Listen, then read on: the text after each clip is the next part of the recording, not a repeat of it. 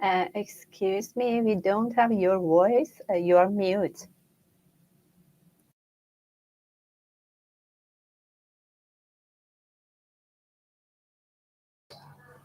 Okay, can you hear me now? Yes, yes. Yeah. Okay, good.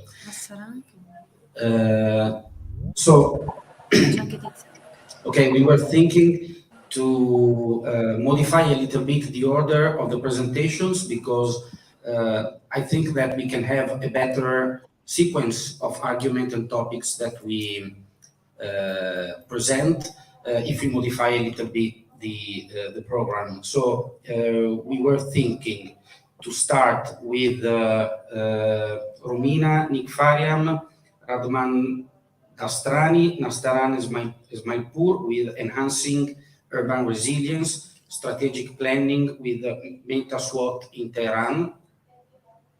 Then Nastaran, Ismailpur Zanjani, Zayed Al Razavian, and Gazel Godarzi, analysis of seismic risk and vulnerability of the historical context of Tehran with emphasis on resilience zoning, because these two papers regard the historical parts and the of Tehran. It could be interesting to have them together. Then support Caterina Pietro, Beniamino Murgante, Elisabetta Maria Venco, and Roberto Delotto, supporting global knowledge concerning risk domain, ontologies put into practice. Then Nagmed Mohammad Burling, Michael Nigard, and Medium Harris, gamification, a real catalyst to achieve carbon neutral cities. And then Tiziano Cattaneo and Emanuele Giorgi, architectural design strategies and tactics as driver to critical awareness. So this is our proposal. Are you keen with this? So we start with enhancing resilience, strategic planning with Meta SWOT, Tehran historic and residential districts.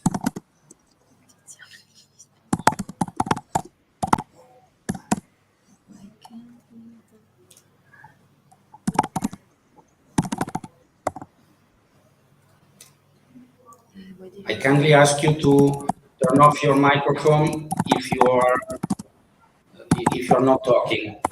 There's someone that has the on microphone.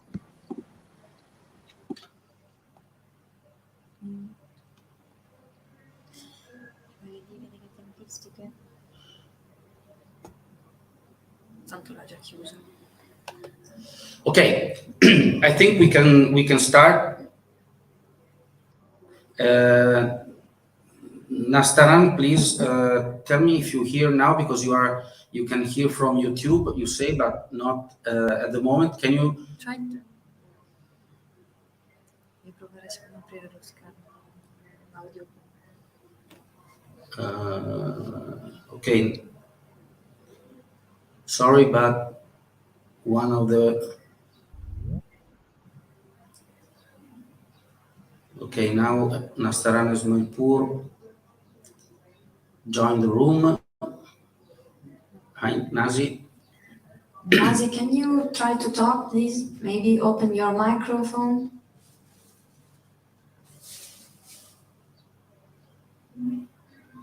Are you talking now?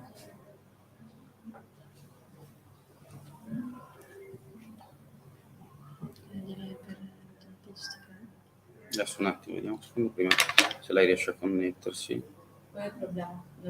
Non riesce. I'm going to present the paper, but I cannot. Lei non sente. Lei non sente. Cioè ci sente da YouTube. So do the other people in the room hear us? Only Nastaran cannot hear us. Like Tiziano, can you hear us? Yes, okay. I can hear you. No, però Ma ci sente da YouTube? Sì, ma stava parlando e non l'abbiamo sentita. Cioè lei parlava, noi non sentivamo. Allora forse lei non ha messo l'autorizzazione quando tu vai in stream, di solito chiede l'autorizzazione per l'audio, magari forse chiedere questo, di chiudere e riaprire. Nazi, the technical No, assistant aspetta, is saying... No, close and perché non ci sente. reopen. Accepting. Che cosa? Scusi, dicevi l'autorizzazione? Audio, come si chiama? Access to the audio. Sì, autorizzazione. Scusate, io devo prendere dall'altra parte mi Se no intanto iniziamo con l'altro che è sempre su Teheran. Sì, però non so se parla who presents, perché chiediamo chi presenta questo. No, questo non lo presenta, c'è sempre Nasi. Anche Nasi, infatti. Perché l'altra ipotesi è che lei parla, cioè la chiamo su WhatsApp, mettiamo il microfono qua vicino sì. e... Yes, what, Nasi? I'm talking, ok, we cannot hear you. No, ok, dile che la chiamo su WhatsApp e mettiamo il microfono su WhatsApp. Can you hear us? No, scrivi che non ci sente. Scrivi una chat.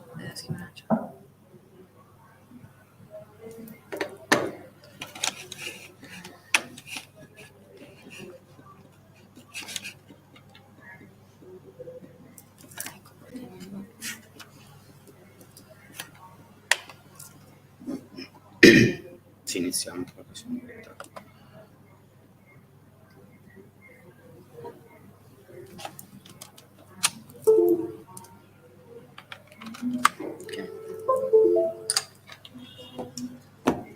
Hello. Aspetta, non abbiamo lasciato. Hi, Nastaran. Hi, I don't know what is the problem, but I cannot hear you from the room. Yeah. And I just tried.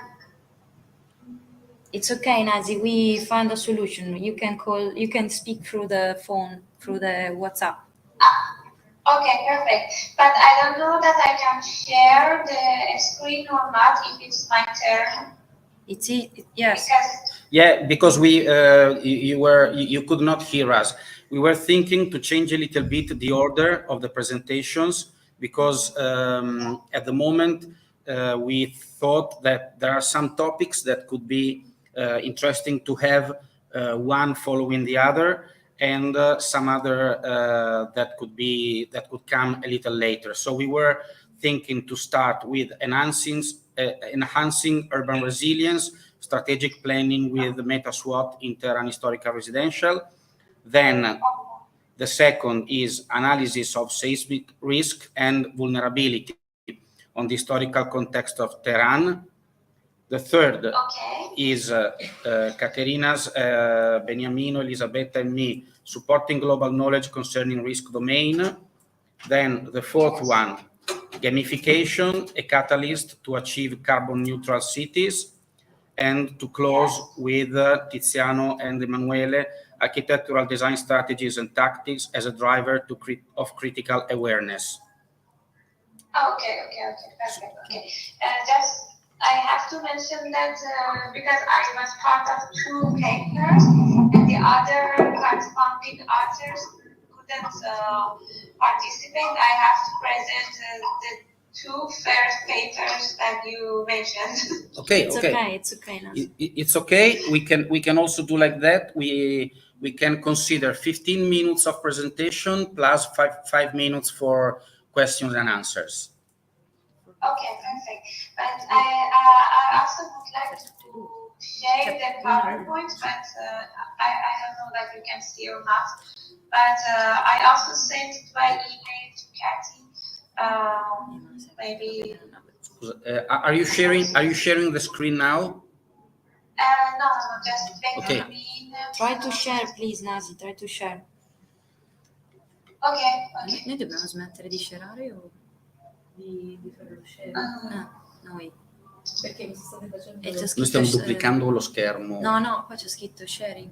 Stop sharing. Ah no, ok, aspetta. Isn't Nastaran? Is it fine? Devo fare stop sharing io? Yes. 1 second, Nasi, we are checking. Okay. Però lei dovrebbe vedere adesso. Ma c'era scritto Nastaran.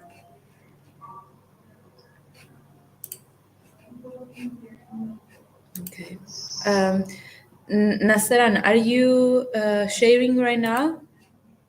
Yes, I'm sharing. Okay, can you please? Okay. Yes, yes. Sta. No. Okay, there is a blank page, right? So you cannot see my PowerPoint. Maybe I can share No. it again. Try again, please. Okay. Yes. Sure.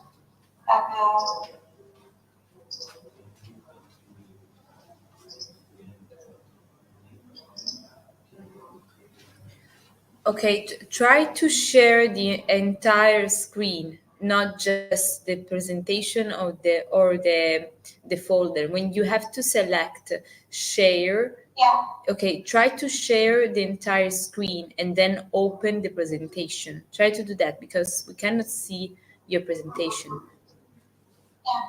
Actually, I did the same, but let me do it again. But I did the same entire screen. Okay. And hello.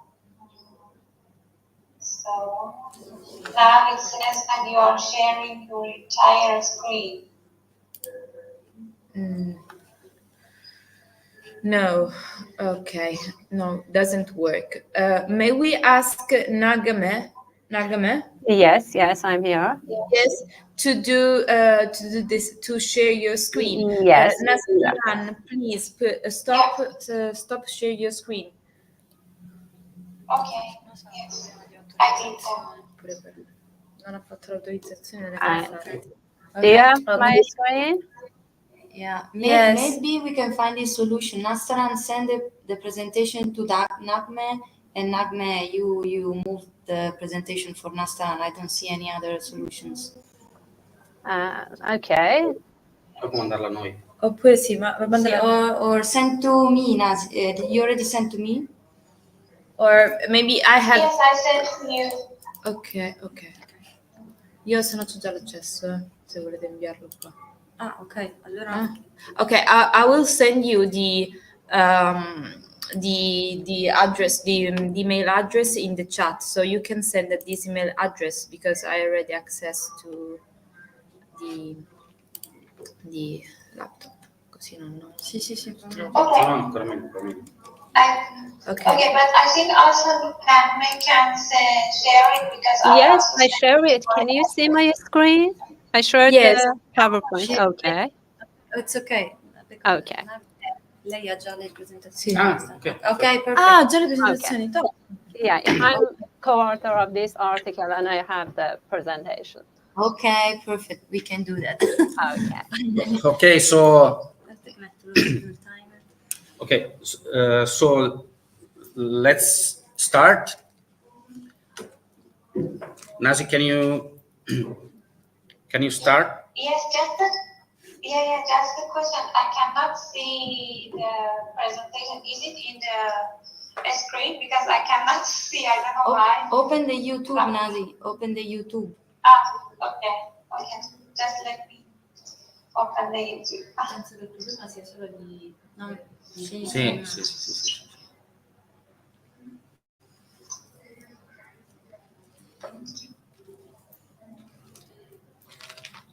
Open the YouTube. Okay. Now, okay. I can start maybe. Okay, can I start? Yes, please, Nazi. Okay. Sorry for the problem. And as I said, I'm going to present two papers. that are related to the resiliency of Tehran city, especially in historical district. The first one is about enhancing urban resilience strategic planning with Meta Suat in Tehran's historic residential district. At first, I would like to talk a little bit about Tehran and Iran. Iran is a disaster-prone country that has experienced more than 250 natural disasters over the past century, including floods, earthquake, storm, and other hazards that they can damage ecological system, reduce economic output, and cause death and disease, and also destroying buildings and so which are extremely costly for the well-being of society and individual. About the resilience concept, I have to mention that the concept of resilience has emerged as a critical framework for strategic planning, particularly in the face of environmental, economic, and socio-political challenges. Also, I have to mention that resilience has gained significance as one of the primary goals of empowerment in recovery and reconstruction after crisis. Tehran's historical residential district rich in rich in cultural heritage and socio-economic significance, stand at the crossroads of vulnerability and preservation. About the methodology of the research, that is in the next page, please.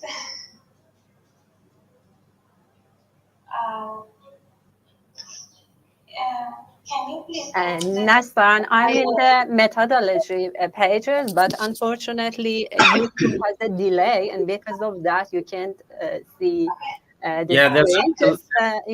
Because of that. There's a little delay in YouTube, so just be patient. Okay, thank you. Okay. Thank you. This research aimed at enhancing urban resilience strategic planning in Tehran's historical residential district, employs approach that combines the Delphi method and Meta SWOT analysis that includes three main steps: literature review, Delphi method, and Meta SWOT technique. I think most of you are familiar with the methods that we use by involvement of 10 experts, including urban planners, technicians, and academics who are most knowledge about the Meta SWOT technique. And also about Meta SWOT, I just would like to mention a little bit that this advanced process of traditional SWOT analysis that has been introduced in 2012 in America, focusing on leveraging a group strength and resource to impact future outcome. And Meta SWOT serves as a strategic planning tool reflecting the current trend where companies, organizations, and institutions are confronted with both external to internal and internal to external strategic planning approaches. And if you can go to the next page, please. I just would like to shortly define important concepts like urban resilience. I think it's with the delay. Urban resilience, physical and social resilience. Just to mention shortly, urban resilience refers to the ability of cities to adapt, recover, and rebuild quickly in the face of various pressure, shocks, and disaster. And physical and social resilience is a key to assessing community resilience, emphasizing the importance of building robustness, population density, service and emerging access, land use and open space conditions during disaster.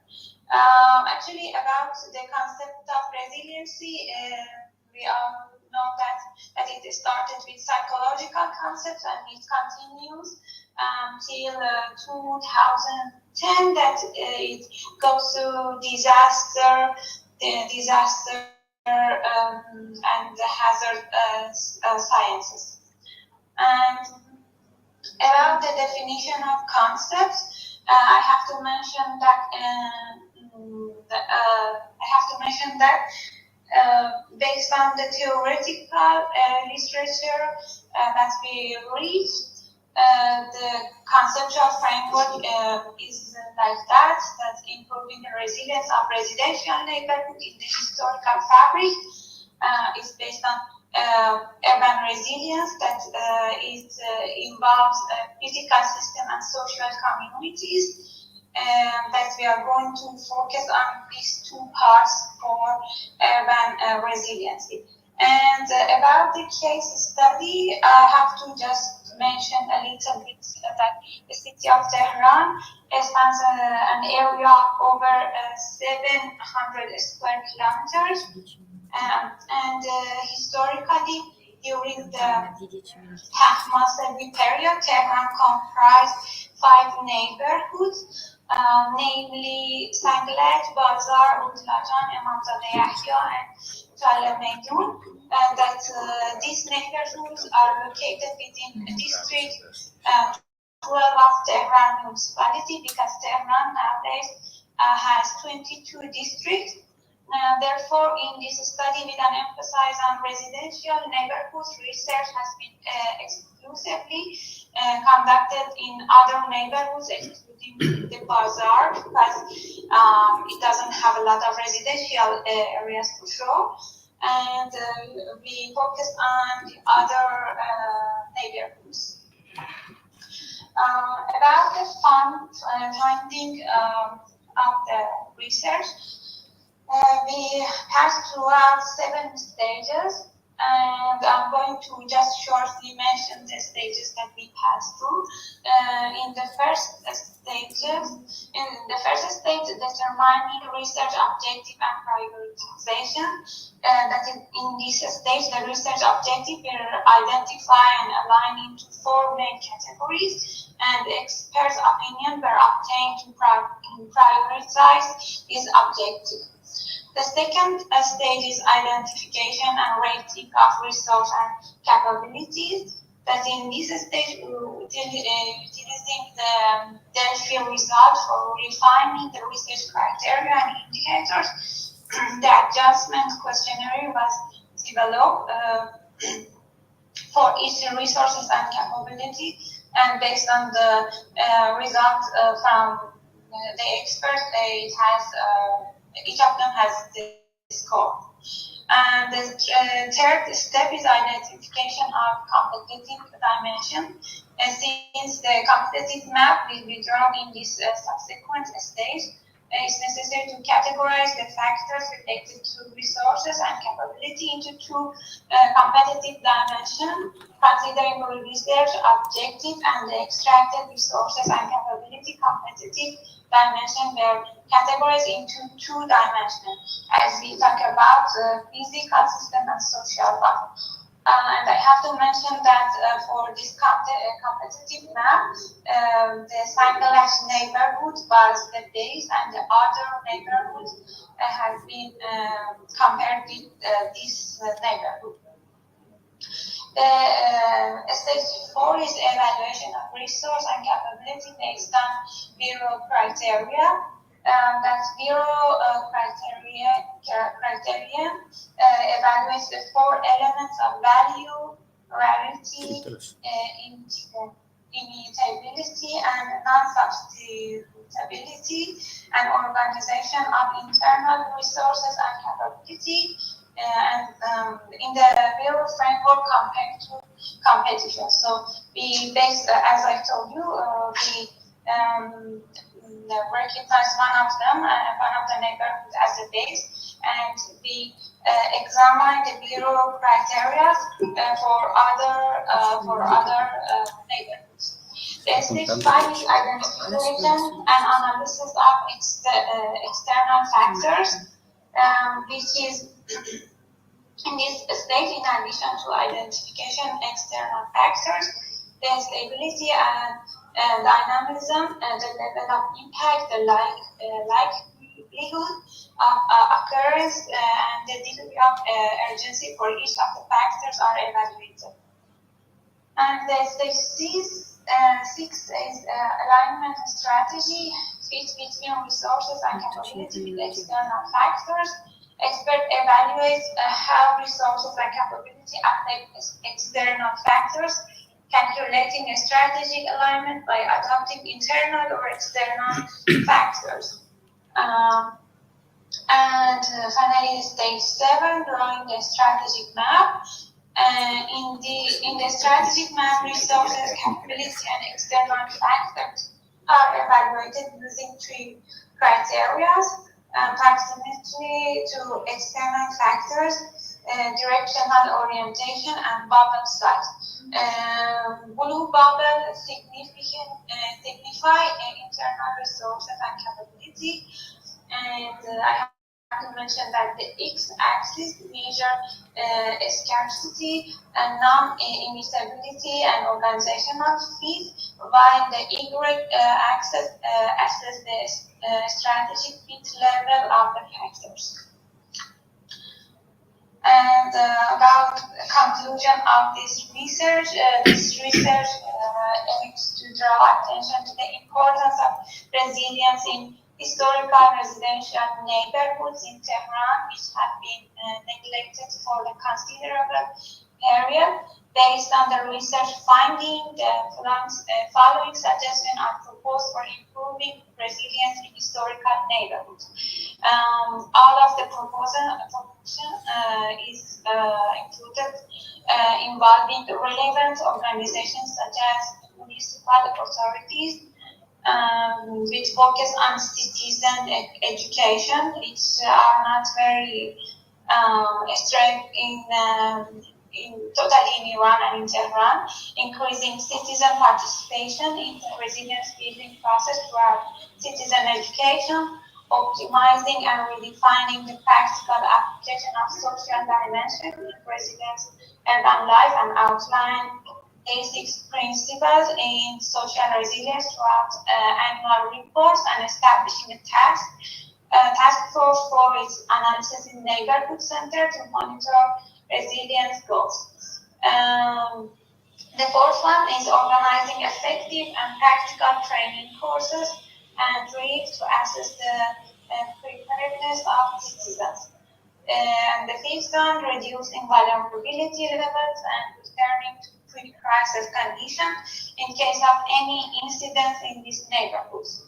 Ultimately, by formulating principles and policies for resilience in residential neighborhoods, especially those with historical structure, a better outlook for the future of the country's cities can be envisioned. Researchers and scholars interested in urban resilience are encouraged to explore other dimensions of resilience because we focus on just 2 dimensions at the intermediate and local levels, especially in residential neighborhoods and future studies. Thank you for your attention. Thank you. Thank you very much. Thank you very much, Nastaran. I ask if some of the participants have any question. Otherwise, I start with a question. I find very, very interesting the use of multiple methodologies and techniques in your work, and you presented, of course, because of time, quite fast. And I think that each of these methodology should need half an hour to be very well explained. I have this question: the application that you proposed is on the historical center of Tehran.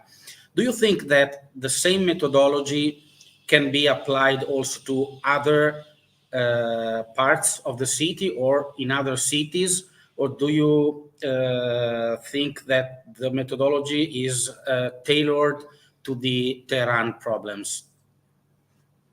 Yes, actually, at first I have to mention thank you for the explanation, because as you said, each part needs a very long explanation. But as you said, actually we can use this as it's first time it's introduced in America, and MetaSWOT is like the developed process of SWOT analysis, so we can use it for different cities, in different fabrics, with different situations, just for strategic planning. Yeah, we can use it. Yeah. Okay, thank you very much.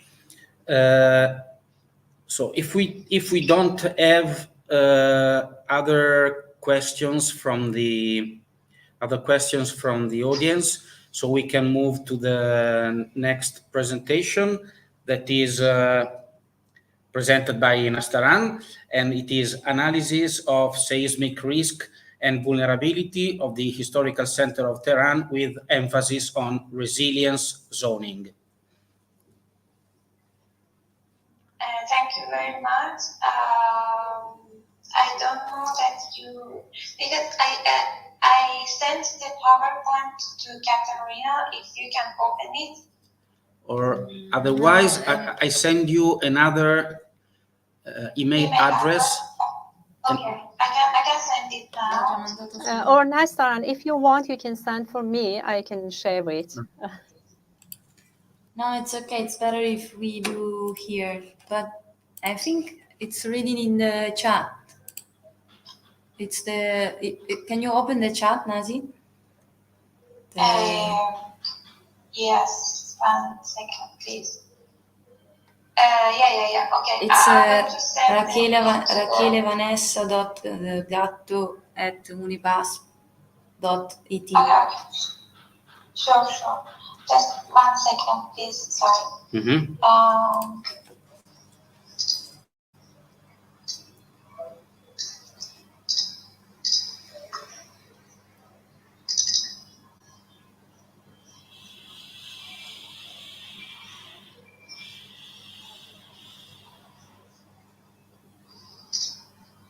Okay, I sent it. Okay, I'm going to check.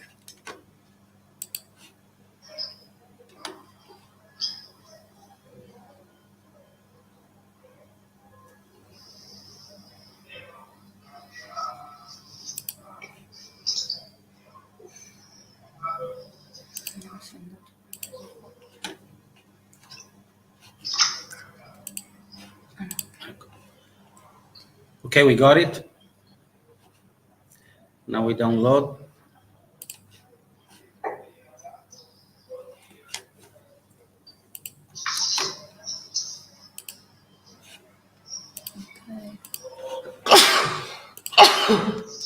Salute. Entire screen.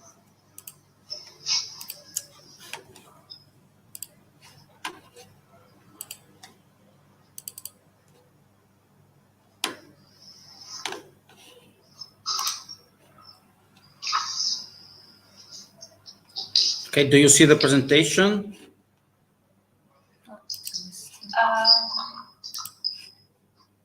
Not yet.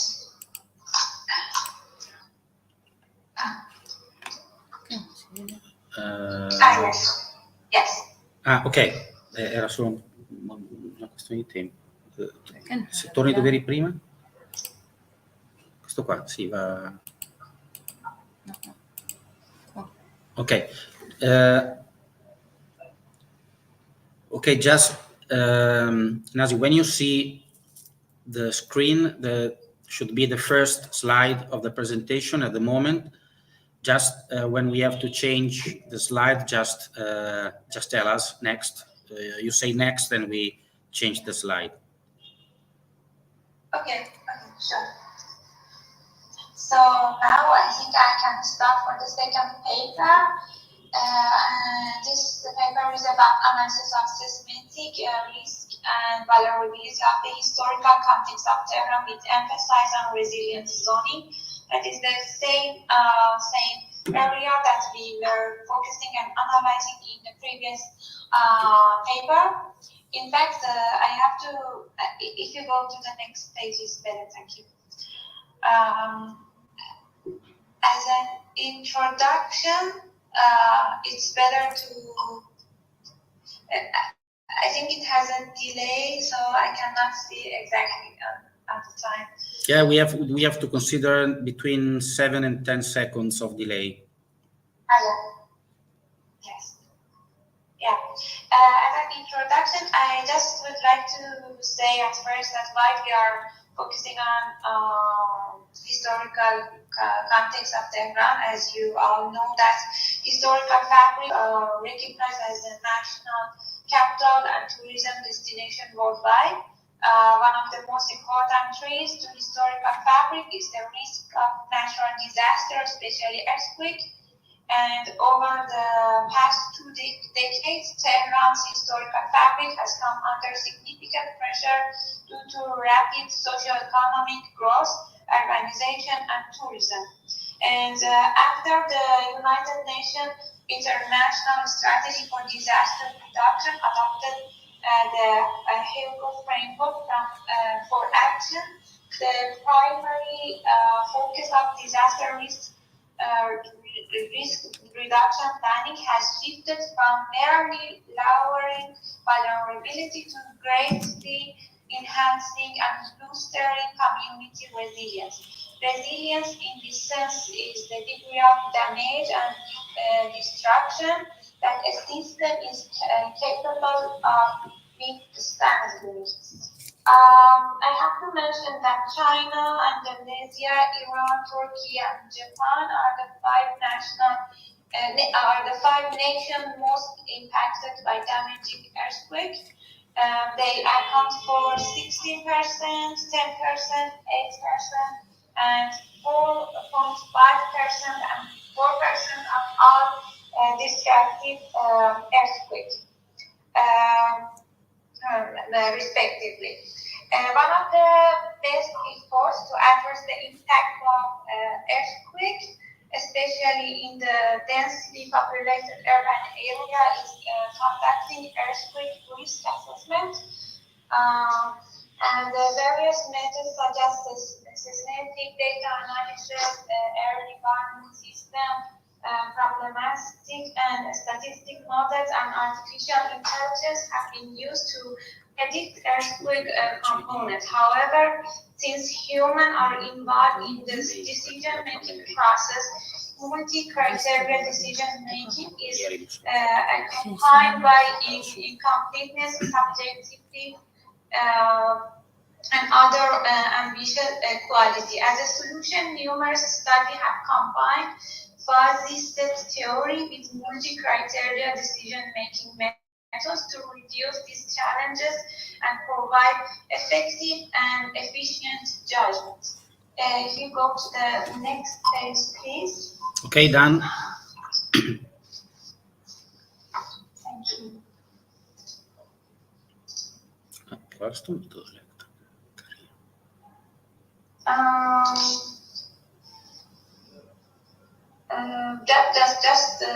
I have to mention that this analysis, research has employed a mixed method approach with practical and developmental objective to extract design that includes four main steps: identifying risk factors using the Delphi method, ArcGIS, and electron fuzzy and fuzzy gamma. That is the last step. And the next slide is about the case study, and I think I don't want to go throughout the case study as I explained a little bit in the last paper. Just I have to mention that active faults in Tehran are generally discussed within three main undergrounded zones: northern, central, and southern, that can impact whole city of Tehran. that is a very big problem for Tehran city. And next slide, please. Done. Thank you.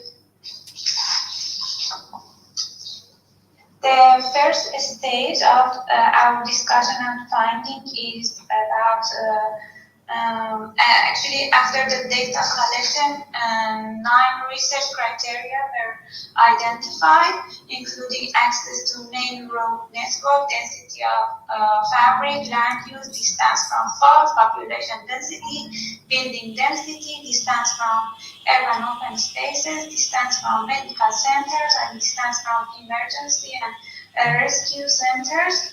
And for the next step in this stage, we standardization the data based on what we reached from the Delphi method, and after the evaluation criteria were transferred into comparable and standard scale. And in this stage, we used fuzzy ASP method. And can you please go to the next page? Yes. Thank you.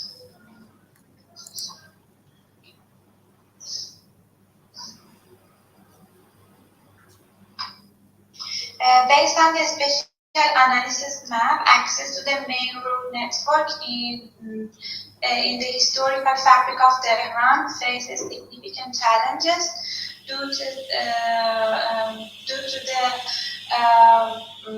the land use. And this area experienced numerous difficulties in terms of access and road network, resulting in slow access and inadequate network to meet daily needs.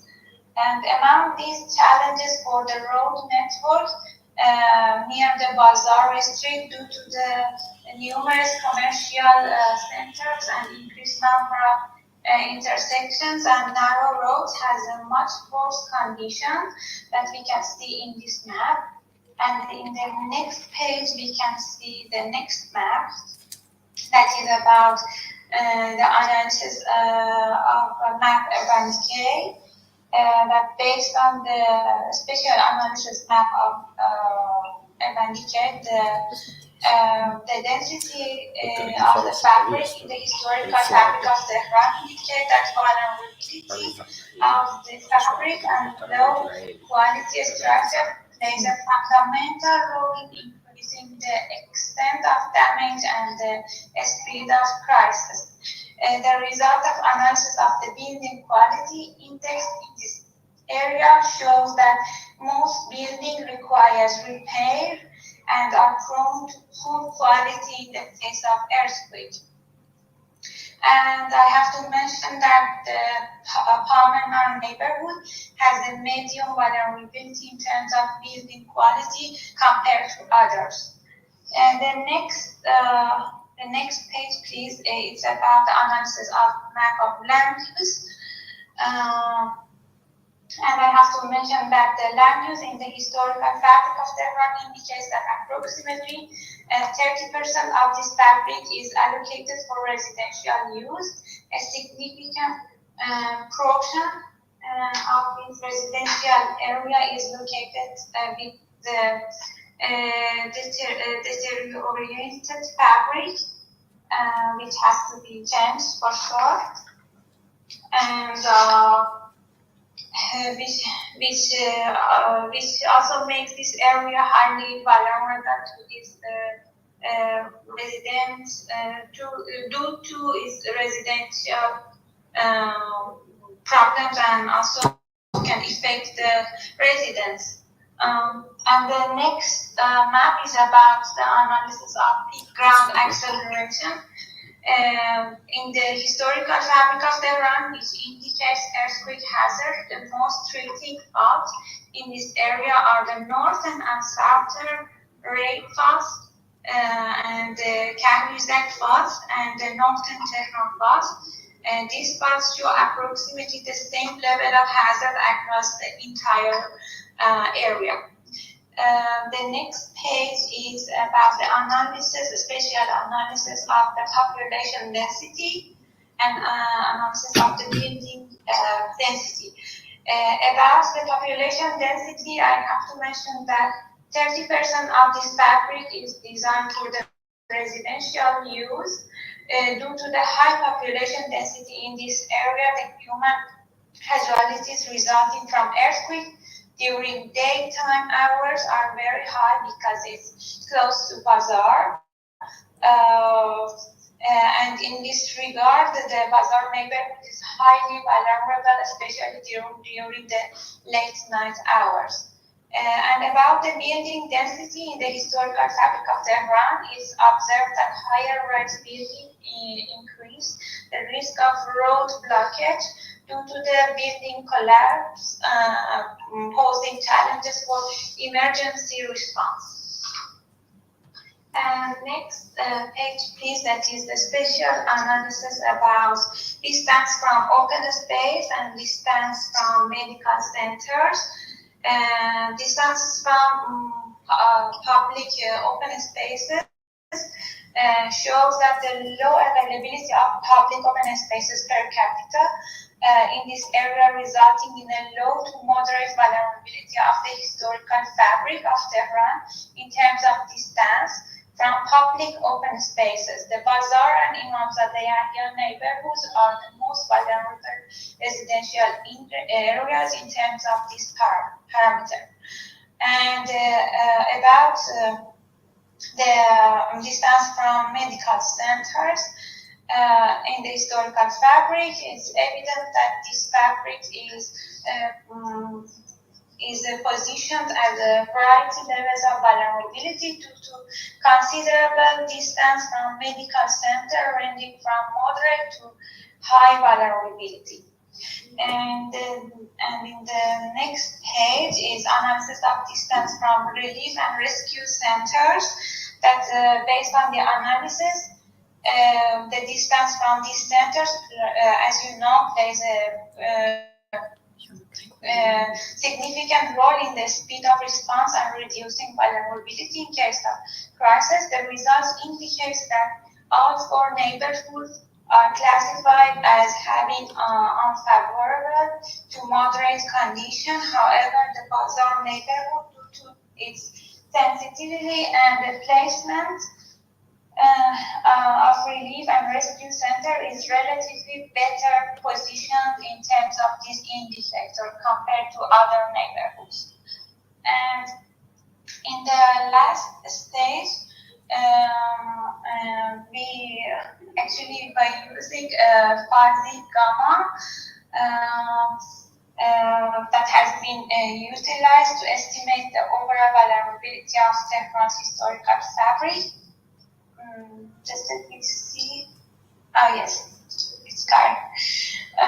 For this purpose, the data were initially falsified and subsequently the fuzzy layers were merged together, and a final map was prepared using the electrofuzzy method to assign weight to the maps, ensuring the impact of each indicator in capturing the actual vulnerability. Maximum and minimum gamma values were used to generate the final map using zonal statistic tools for neighborhood fabric calculation. And among these numbers, gamma 0.995 was selected as the best gamma for vulnerability zoning. And the final map, as you can see, resilience levels were categorized into three groups based on the intensity of vulnerability.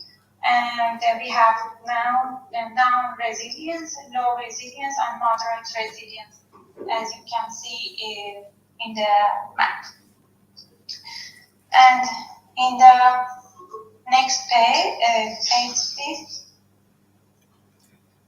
we go to the second, we actually finished the analysis, spatial analysis, and we go to the second stage, that is prioritization of seismic risk using the electron method. That after overlapping the final layers, 4 historical and old neighbors of Tehran were prioritized in terms of resilience level and seismic risk using electron method. That is one of the decision-making,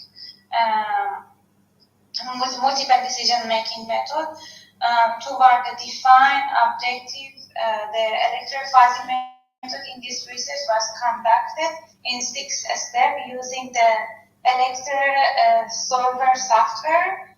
I don't want to go to the details of each step of the electron fuzzy method. Just I want to just say each step. That the first one is the making the decision matrix. That is. We have the areas and neighborhoods, and we have the criteria for having 9 criteria for having the resilience neighborhood. And then we go to the weighting of these criteria. And then can you please go to the next pages? That is table 4 and 5. Yes. Pairwise comparison matrix and frame criteria and agreement matrix and disagreement matrix, and also in the next page, that is table 6, 7 and that is disagreement matrix and formation of Boolean matrix for each of the selected areas. And at the end, we have the final table, the number of dominants and the field of each of the selected area. That Bazar has number 3, Pamenar and Cirrus the same number, and Imamzadeh the 0. And what it means, I'm going to explain in the conclusion, that is the last page. Yep. Reducing the vulnerability of Iran's cultural heritage and historical fabric to earthquake and other natural disaster is one of the country's most significant challenges. The result of the fuzzy electric calculation indicates that over 78% of Tehran's historical fabric is highly vulnerable, with over 10% at high vulnerability, and over 11% at moderate to low vulnerability to earthquake risk. Additionally, in terms of vulnerability and resilience levels of Tehran's historical neighborhood, the Bazar neighborhood is classified as highly vulnerable with low resilience, and Pamenar and Cirrus neighborhood are categorized as having high vulnerability with low resilience, and Imamzadeh neighborhood falls into the moderate to high vulnerability and medium resiliency. I have to mention that among the identified potential earthquake risk, the risk of increased density in the fabric, the lack or shortage of urban open spaces, and high population density ranks highest in earthquake risk for this fabric. Assessing the resilience status of Tehran's historical fabric against potential earthquake crisis will play a vital role in crisis management. I think this is the final result. Okay. Thank you for your attention. Thank you, Nastaran, for your presentation. Can you keep the page of the people? Okay, let's stop the sharing of the presentation. Okay, thank you very much. I ask if some of the participants have any question to Nastaran. Okay, don't see any, so I start with my question that is like this. Okay, once we understood from these two papers that we are practically able to analyze every phenomenon and consequences of the phenomenon in the city center of Tehran, which is, from your point of view, the best response that urban planning can give to these risks, given also the resilience of the neighborhood? It could be to reinforce structurally all the historical buildings, is to reduce the density, changing the land use of the whole city, or which is, from your point of view, the best strategic idea in planning for the city of and the city center of Tehran? Thank you very much for the very good question. In my idea, based on the two different analyses in historical fabric of Tehran, I think we have, I mean, municipality for sure has to mention all phenomena, because as we know, as an urban planner, we cannot focus on just one parameters, and I think many of the parameters need to empower as social, as structural, because as we see, we have a lot of buildings and structures that has to be rebuilt, or I don't know, repair or renewed in terms of vulnerability of the buildings. And as we know, the population density, especially because it's also the Bazar neighborhood, that is, I think, if I'm not mistaken, Tehran's Bazar neighborhood is the biggest bazaar in the whole country. So it has a very high density in terms of population. So for sure, the education for the people is very important in this case. And also other problems like the transportation, the problems with the road networks that we have very narrow roads that are from many years ago, because it's historic fabric that they changed they use it. So I think most of the parameters, it has to be improved. I don't know exactly, for example, for roads, what we can do, what strategies we can have, but we have to change a lot of things in this historical center for sure. Okay, thank you very much, Nastaran. Now I leave the floor to Katerina that presents the paper. The paper supporting global knowledge concerning risk domain ontologies put into practice. Now, Nazi, I turn off the connection with the mobility, with the mobile. Okay, thank you. Yeah, thank you. Thank you, Nazi. Okay. Can you see the screen?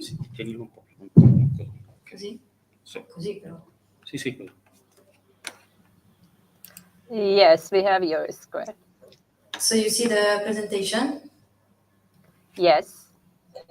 Okay, thank you. Okay, so the paper I'm going to present, as Professor De Rotto said before, is entitled Supporting Global Knowledge Concerning Risk Domain Ontologies Put into Practice. So first of all, the context in which we placed our study takes in consideration the fact that humanity has to deal with actually has to deal with a numerous elevated numbers of hazards, and the fact that we live in a multi-risk environment that is characterized with endless natural and anthropic hazards make us it's important for us that we try to the fact that we need to plan for reduce these hazards make the the fact that we have to deal with this elevated number of hazards make the planning more challenging. So I think it's quite how to say evident that the number of hazards and the number of risks that are connected to these hazards is increasing nowadays. And for us, the main point, the key point of the research is to support the understanding of such hazards and related risks. So we are reasoning on the importance of just the understanding of such complicated knowledge.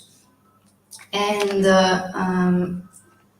to positively support shared understanding of such complex risks, we know that the Sendai framework for disaster risk reduction has placed four main priorities, and the first one is related to understanding the disaster risk environment, and especially it places the attention on understanding the disaster risk in all its dimensions, which means understanding risks in the dimensions of vulnerability, capacity, exposure of persons and assets. And in this environment, it's also important to take attention on the role of placed by stakeholders. So considering these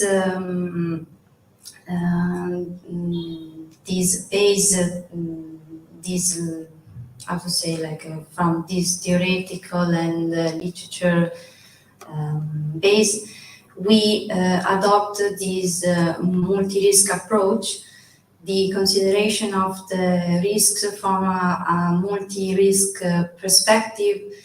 It's important because the perspective becomes territorial, which means that a piece of territory is composed by elements that are posed to different risks, and these risks placed also makes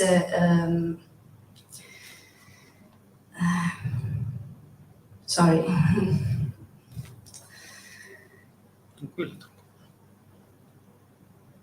So, as I was saying, this multi-risk approach can positively support the risks assessment and the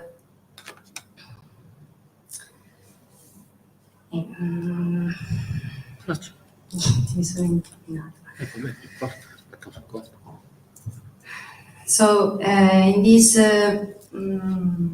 framework, we decided to introduce as an additional approach the use of risk ontologies, because risk ontologies, they work in order to facilitate the integration of information for supporting the exchange of knowledge between the different stakeholders that take part in the process. So risk ontologies, they work in order to provide more clear scenarios based on the elements that are part of the domain of the risk domain. So the use of risk ontologies can provide some structured and more interoperable conceptual framework, and also it allows for a terminology standardization. So in order to understand better what we intend for ontology, first of all, it's important to make a difference in terms of the field of study that we are considering. So if we are talking about ontology in the philosophical field, we are referring to build some ontology that talk about every element that actually we can find in the world. In this sense, an ontology from the philosophical point of view could also describe some fictitious entities, no matter what if they exist in reality. But in our case, we are considering the ontological tool related to the computer and information science field. So in this case, we have that the well-known definition of ontology is the one that you can see in the slide, which has been defined by Gruber in 1993, and says that an ontology is an explicit specification of a conceptualization. As you can see from the slide, basically, a conceptualization represents a theoretical model that is able to describe the domain entities in terms of concepts, relations, and other elements. So the main purpose of using ontologies is to promote a mutual understanding of information structure between people and the software agents. And in this sense, also ontology are defined as technological artifact. Moreover, the ontological systems analysis can also generate benefits at different levels, as we said before, but for sure, it can significantly shape and highlights the conceptual level. To do that, so in order to build our risk ontology, we started from the equation that defines the risk as a function of hazard, vulnerability, exposure, and adaptation in terms of reducing factor.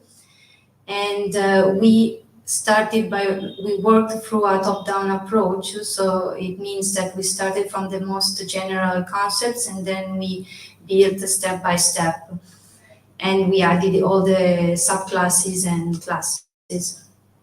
To do that, we employed this tool, which is called the Protégé. Protégé is a free software that has been developed in the 1980s by the Stanford University, and nowadays is the most used ontological tool for editing. So basically, Protégé is able to provide some graphic and interactive tools for the organization of the knowledge. Protégé is particularly user-friendly, and it enables the users to access quickly and easily all the information that has been added in the ontology. And the user can edit and interact with the ontology directly by browsing the graph and displaying the information that is interested.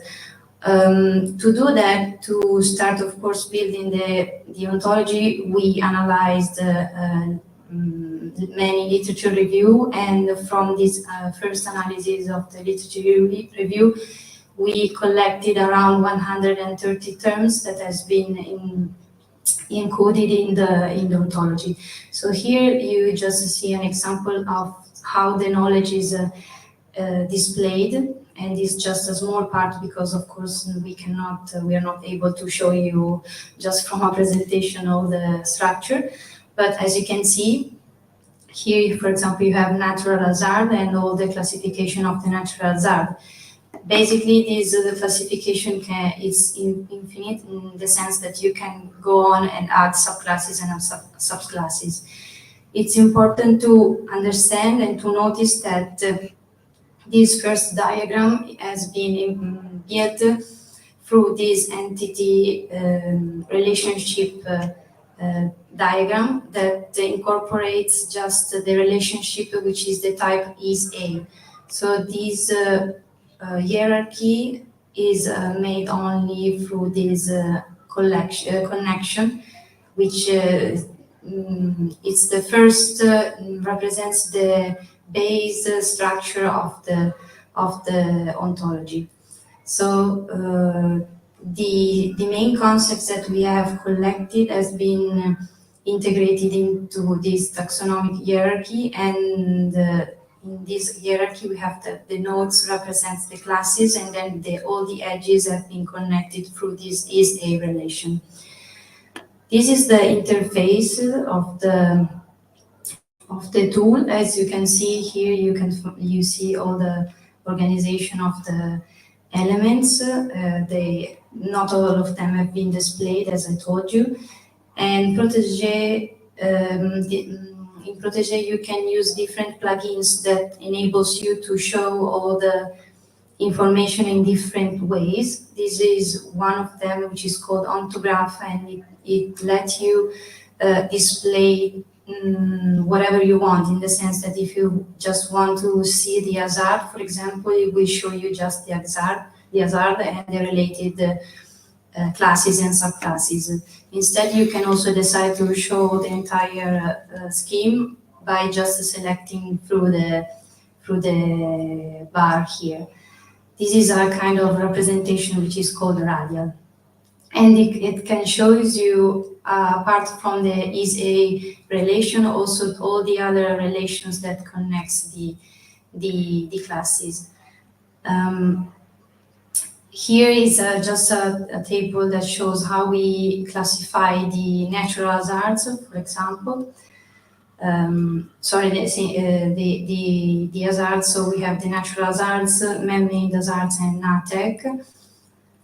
As I was saying before, this represents the base architecture of the ontology, but the interesting thing that Protégé let you do is that you can implement the knowledge by explicitizing more specifically all the relations that connects the elements.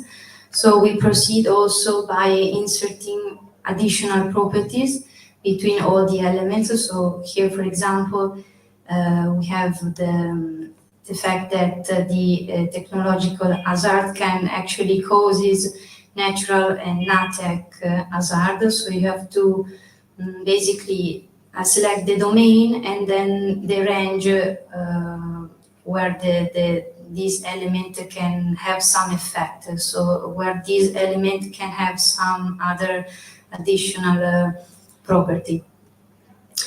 Of course, this is a process that takes time and can be built forever, basically, in the sense that there's no one that will tell you that you can stop. We just started, but we think that it's a good starting point for these reasons. So we have said that the multi-risk approach underscores the need for precise definitions and analytical frameworks to effectively analyze the multi-risk environments. The fact that we use in ontologies for the risk management allows us more stakeholders to better identify, assess, and mitigate risks, and ultimately enhancing resilience and reducing the adverse impacts of disasters. Then we can also affirm that the Protégé tool can provide some comprehensive organizational information schemes concerning the risk domain and capture the interaction between its components, offering an intuitive graphical representation and opportunities for further developments. Then we also saw how the application can support the integration of ontologies into support decision support systems for disaster management and also emergency responses. And this was also, we can, implement and support the use of ontologies for providing real-time recommendations or predictive models. Moreover, we can see that we can affirm that the level of cross-disciplinary collaboration is highlighted, bridging the existing gap and enabling experts to share knowledge and resources thanks to standardization representation of risk-related concepts and relationships. Finally, the effect of applying ontologies in urban and territorial planning can adopt an interscale approach that engages different institutional levels that can ensure compatibility and coherence of their planning tools, enhancing the interoperability of geographic database and promoting transparencies and objectivity in institutional decision-making process. Thank you for your attention. Thank you very much, Caterina, for the presentation. If you stop sharing the screen, I ask to the floor if there are some questions. Otherwise, I have a general comment about this presentation. We tried to, throughout the ontological approach, we tried to connect many topics and many issues that are related to the risk management and planning tools to reduce and avoid risks. And if we can make a relation, if we think about the relation between this scheme and all the methodologies that were presented in the previous two papers, we can imagine how big it could be the ontological structure of the risk management issue from the analytic point of view, from the emerging problems underlying, and then from the planning solutions to reduce risk. So I think that the next steps of our work could be to add the techniques that, in example, Nastaran presented in the first two papers, add them in this ontological model in order to add some solutions or some techniques to the underlining of the problems. So this is maybe the next steps of our presentation. So now I kindly ask to Nahmed to share her screen and to present gamification, a catalyst to achieve carbon neutral cities. Yes. Do you have my screen? Can you see yes. it? Okay. Yes, we see it. Okay. Hello again. I'm pleased on behalf of my co-authors to present our latest research findings titled Gamification, a Catalyst to Achieve Carbon Neutral Cities. In addressing the challenges of climate change, it is crucial to develop effective strategies for implementing climate policies. Therefore, this study discusses game apps and gamified places and their significant contributes to foster sustainable communities in the journey of achieving carbon neutral cities. The aim of this research is to provide a comprehensive overview of gamification potential as a tool. And this study poses a main research question: how does gamification through game apps and gamified places contribute to fostering sustainable communities with the framework of achieving carbon neutral cities? For the methodology of this research, to achieve the goal and also answer the research question, this study adopts a structural approach. As you can see in the diagram, it has 3 stages. Each stage builds upon the previous one to ensure a comprehensive exploration of how gamification can contribute to sustainable efforts. Step 1, stage 1, identifying relevant literature, involves searching databases like Science Direct, Scopus, Web of Science, Google Scholar for relevant paper on 3 concepts: gamification, carbon neutrality, and sustainable community. In this, and we recognized 41 relevant papers and categorized them into two groups. One group related to carbon neutrality and sustainable cities, and the other is related to role of gamification in carbon neutral cities. In stage 3, in stage 2, review and synthesize knowledge on base these topics from the literature review, focusing on game apps and gamified places, and also highlighting the social impact of gamification. In final stage, concluding synthesize, stage 3, combine the finding, presenting a diagram on how gamification supports carbon neutral cities, and comparing the effectiveness of game apps and gamification, gamified places, and which one is better to select.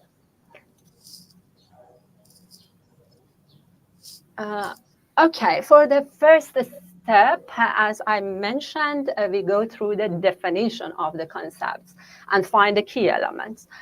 Carbon neutral cities are urban regions that achieve a balance between the greenhouse gas they emit and amount of carbon dioxide absorbed by local natural resources to ensure their overall carbon footprint in neutral. And the second concept, sustainable communities, are desirable, inclusive places that cater to varied needs of current and future residents, and also enhance the quality of life by offering safety, thoughtful planning, equality of opportunity, and access to quality services for everyone. You can see in that table, we have key elements for achieving carbon neutral cities in sustainable cities. Through the literature review and scholarly work, we found 5 elements. These elements is important because we use them in the framework in the next. These key items and their definition and also the references are in the table. Informed communities and collective commitments, community engagement and social participation, eco-social awareness and public education, sense of ownership and responsibility, and the last one, lifestyle shifts toward sustainability. With these 5 elements together, we can form a comprehensive strategy for creating a sustainable, carbon neutral community by addressing both sustainability's environment and social aspects. Third concept that we worked on was gamification. Gamification involved using game design elements in non-game context to apply them effectively in real-world situations. During this study, we focused on 2 aspects of gamification, one game apps and the other gamified places. Game app enhancing engagement and awareness. Game apps are mobile applications designed to engage user in activity and challenges that promote environmental friendly behavior and awareness. Also, I have to mention that this definition for game app, it's in the context of carbon neutrality and sustainable communities. And for gamified places, transforming physical spaces. Gamified places are urban spaces that have been redesigned using game mechanisms to encourage sustainable behaviors among citizens. By transforming ordinary urban spaces into fun and interactive environment, gamified places aim to promote awareness and participation in activities that contribute to reducing the city's carbon footprint. And now, in the stage 3, we check the potential impact of gamification to achieve carbon neutral cities. As mentioned before, gamification can make the process of learning about carbon neutrality more engaging and accessible to public. In both game apps and gamified places, community members are motivated to adopt sustainable practices, collaborate on environmental initiatives, and activity contribute to the overall goal of achieving carbon neutral cities. In the table, you can see all the potential impact of gamification and also the impact domains of them and the references that we found in the scholarly works. In this research, in this article, we just focus on the social aspects of this impact. So increasing social participation in the impact domains is social engagement, awareness, lifestyle and behavioral change, again related to social behavior, environmental action, education and awareness related to social awareness, education, and creating a sense of community related to community and social cohesion. These 4 items that we focus on through this paper, because as I mentioned, social aspects of gamification, it's important for us during this research. Now we can go through the diagram. This model is based on the item identified earlier from the scholarly work and shows the relationship among them. As the figure shows in the left side, you can see all key elements of sustainable communities and interconnected and must work collectively to achieve carbon neutral cities and the goal of this research. In the right side, we can see gamified places and its impacts in green color, and game apps and its impact in red color. All of these items goes to the impact of gamification. For example, building a sense of ownership from gamified places leads to a create sense of community, or increasing engagement and awareness from the game apps leads education and awareness. All these items and impacts of gamification can support one of the elements of a sustainable community, creating sense of community, support, sense of ownership and responsibility, community engagement, and social participation. And the other one, education and awareness, support eco-social awareness and public education, and also inform communities and collective commitments. And life and behavioral change also leads to informed communities and collective commitment, and lifestyle shifts towards sustainability. This figure illustrates the flow from game apps and gamified places to sustainable communities to achieve carbon neutral cities. And we can see this flow during this chart. Now, the most important question that we can ask after these items, which one is better, game apps or gamified places? Actually, both approaches share common impacts in fostering increased social participation, education, and awareness, creating a sense of community, and encouraging lifestyle and behavioral change. Therefore, regardless of whether a game apps or gamified its selection, meticulous attention to the design implementation it's more crucial and important. In the table, you can see the aspect, the game apps and gamified places in both aspects of negative and positive, and also the common factor between them and their impacts.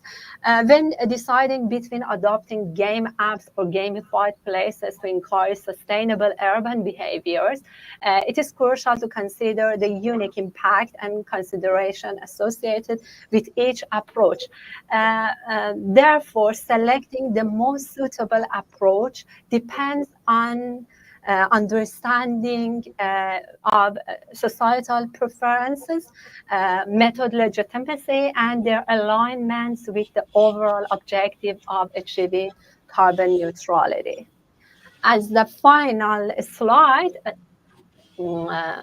it's so important that, and I want to mention it and emphasize, to achieve carbon neutrality, it is essential to comprehend social science deeply, enabling us to navigate the complex transitioning societies towards sustainability, and in this manner, employing innovative strategy has the potential to activity engagement individual in embarrassing eco-social behavior. And for future research, we suggest that to focus on the intersection of technology, human behavior, and urban planning. And additionally, studies should examine the role of public attitudes and societal value in the adaptation and effectiveness of these strategies, as well as the potential for policy and infrastructure to support the benefits of gamified approaches.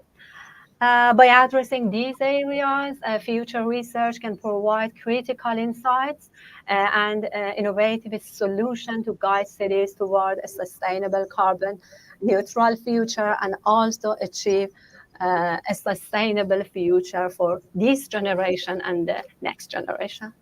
Thank you so much for your time and consideration. Thank you very much.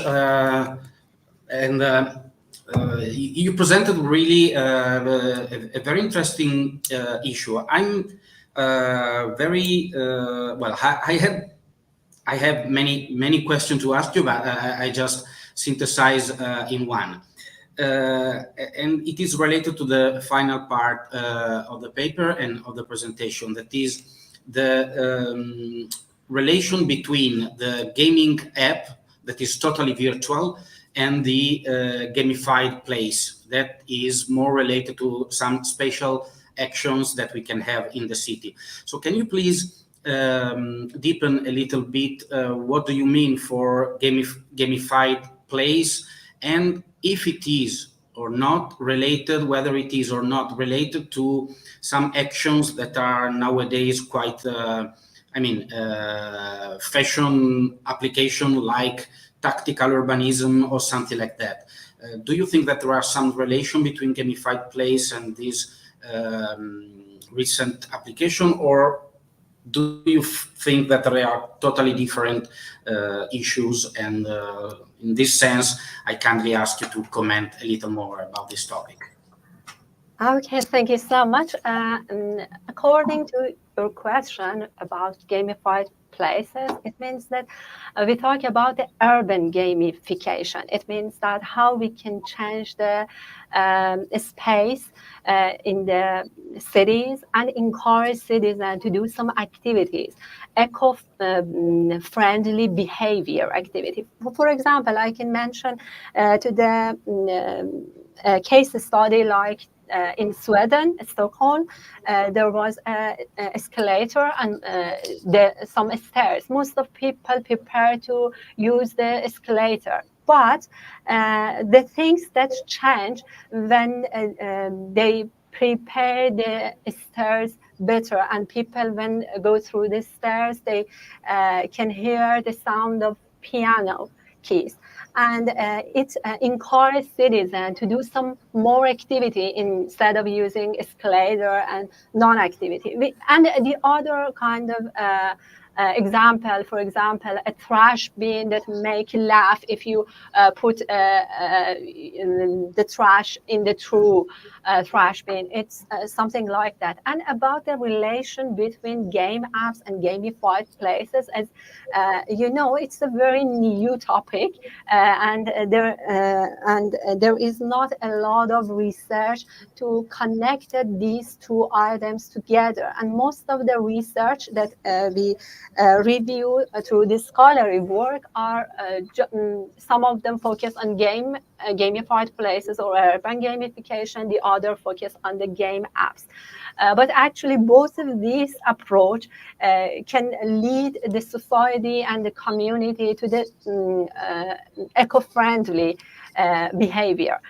So how we can have the connection between these two? Of course, it makes time and it needs a deep research on the specific case study, because these items, when we talk about urban gamification or gamified places, it's actually depends on the situation of the cities and how the citizen can behave in this society. Because of that, this question, of course, needs more research on them, and then find the connection between game apps and also gamified places. Thank you very much. Yeah, it is all, my opinion too, and I think also that yeah, it could be interesting to define this methodology inside of some phases of planning, maybe the previously then deciding some planning action, maybe use this gamification site in order to understand how could it work for the people, the idea of the new settlement, changing of functions, or some other activities that are toward zero carbon city. So thank you very much for your yes, actually, exactly, perfect. It's very important that we know the opinion of the citizen, because as an urban planner or as a scientist who works in a urban knowledge, all of us knows that it's very important that we have the opinion of the citizen, their preferences, and also the legitimacy of these technology to use in the cities. Thank you so much. Thank you very much. Now I ask Professor Tiziano to share the screen and present the paper. Yes, thank you so much. First of all, I try to share my screen, and I apologize because I had one little problem with my technical problem with my presentation, but I will share with you the. Can you see something? No. Wait a moment. Share. Allow to share the screen. Try to share the entire screen. They say yes. Okay, now? No, you don't see. Wait a moment. Share. Allow share the screen. Or otherwise, maybe if you send us the presentation, so we can. I can send you the wait a moment. Let me try once more. Okay. Because here allowed me to share. Allow to share the entire screen. Okay. Okay. Okay. Something happened? No. I think it's a problem of Mac. Are you using? Okay. Yeah, I think about this. So if you want to send us the presentation in I send you by Rachele Vanessa.gatto@unibas.it. You can see the mail in the chat. See, okay, I see. So let me. Okay. It's just the paper, because as I told you before, I had some problem with the PowerPoint, but Okay. here, okay.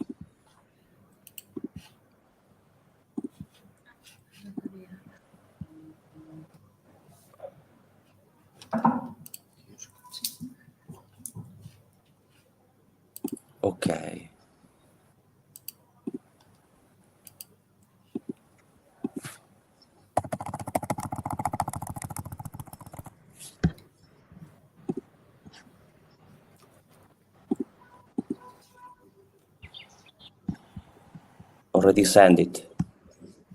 Okay, I'm going to check.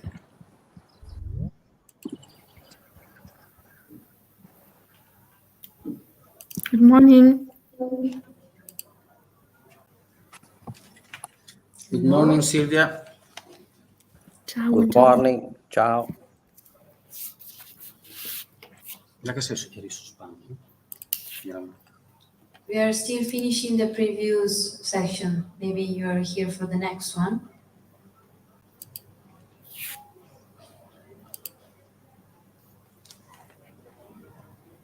I'm still waiting, Tiziano, for the mail. Okay. Okay. Now I get it. Okay. It's just the PDF of the paper. So okay. I will ask you when to scroll. So we can. Yeah, I can add some comment to this one. Mm-hmm. Okay. 1 sec. Download. Okay.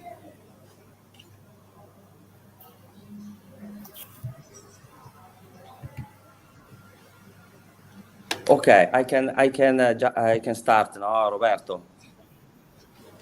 Yeah, sure. Yeah, sure. Yes. So before to delve in the let's say presentation of this paper, I would like to share with you some background of this paper and why we are here in talking about Ciudad Juarez. Which is a city in the U.S.-Mexican border. Kate, if you can keep the title, it's better. I will ask you to scroll later. Okay, so this what we are going to present here in this presentation is just a small part of a big picture. We started together with the Tecnológico Monterrey in Mexico and University of Padilla and Tonjo University.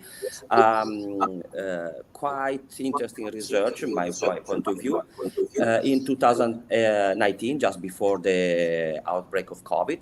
And this was the starting point for research that is called Design for Vulnerables. With this first small funding, we had opportunity to create a workshop, and of course the COVID interrupt our activities, on-site activities, but we keep doing the program by online, remote presentation and workshops. And the first phase ended with publication of a book. With the aim was just to gather together multidisciplinary understanding of the terms vulnerability. And for just because we are between friends, I also invited Professor Roberto Delotto to give his contribution in that book. After that, we were lucky. The Tecnológico de Monterrey, mainly the Observatorio de Ciudad, the city observatory, give us opportunity for a second step from 2020 to 2021. And we established together with other scholars from Mexico a second phase of this project that is called Vulnerable Social Ecotones. So starting to focusing on a different perspective of the vulnerability.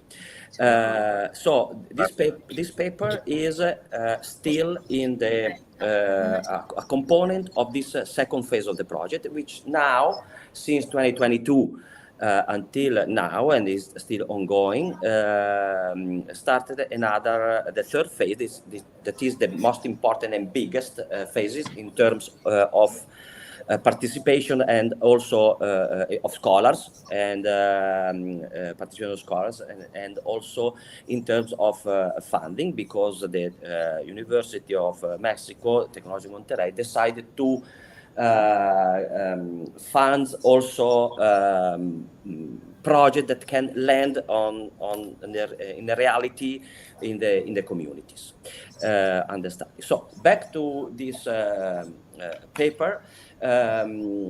We started to investigate this very interesting city, which is Ciudad Juarez, that has a very important history actually, and was part of before the independence of the Mexico.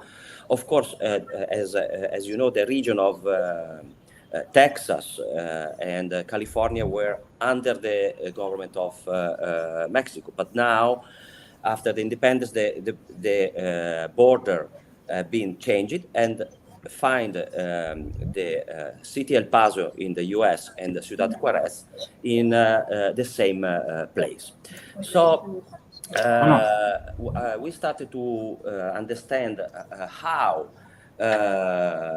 architecture can give a contribution for alleviate the social vulnerability. But I have to say that we are fully aware that by its nature, in history, there is not an architectural project that could ever influence the socioeconomic structure of society. So you could ask, so what are you doing? If you, with this sentence, you say you cannot change. Yes, it's true.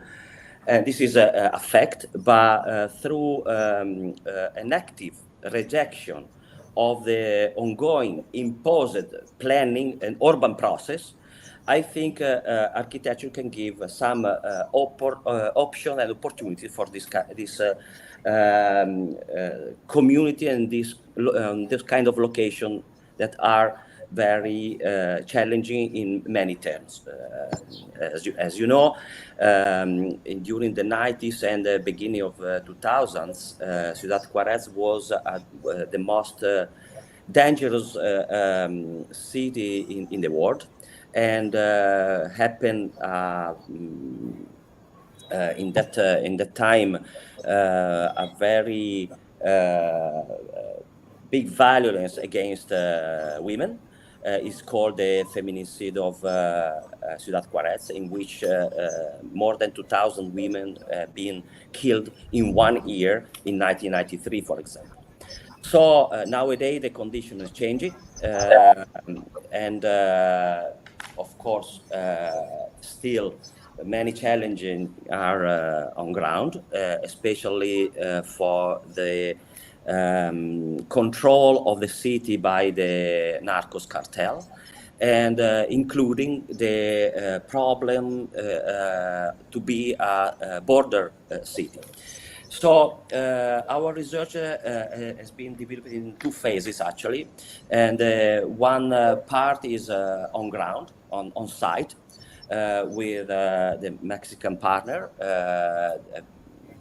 students, young researcher, PhD students went for 1 year to mapping and interview and talk with the association,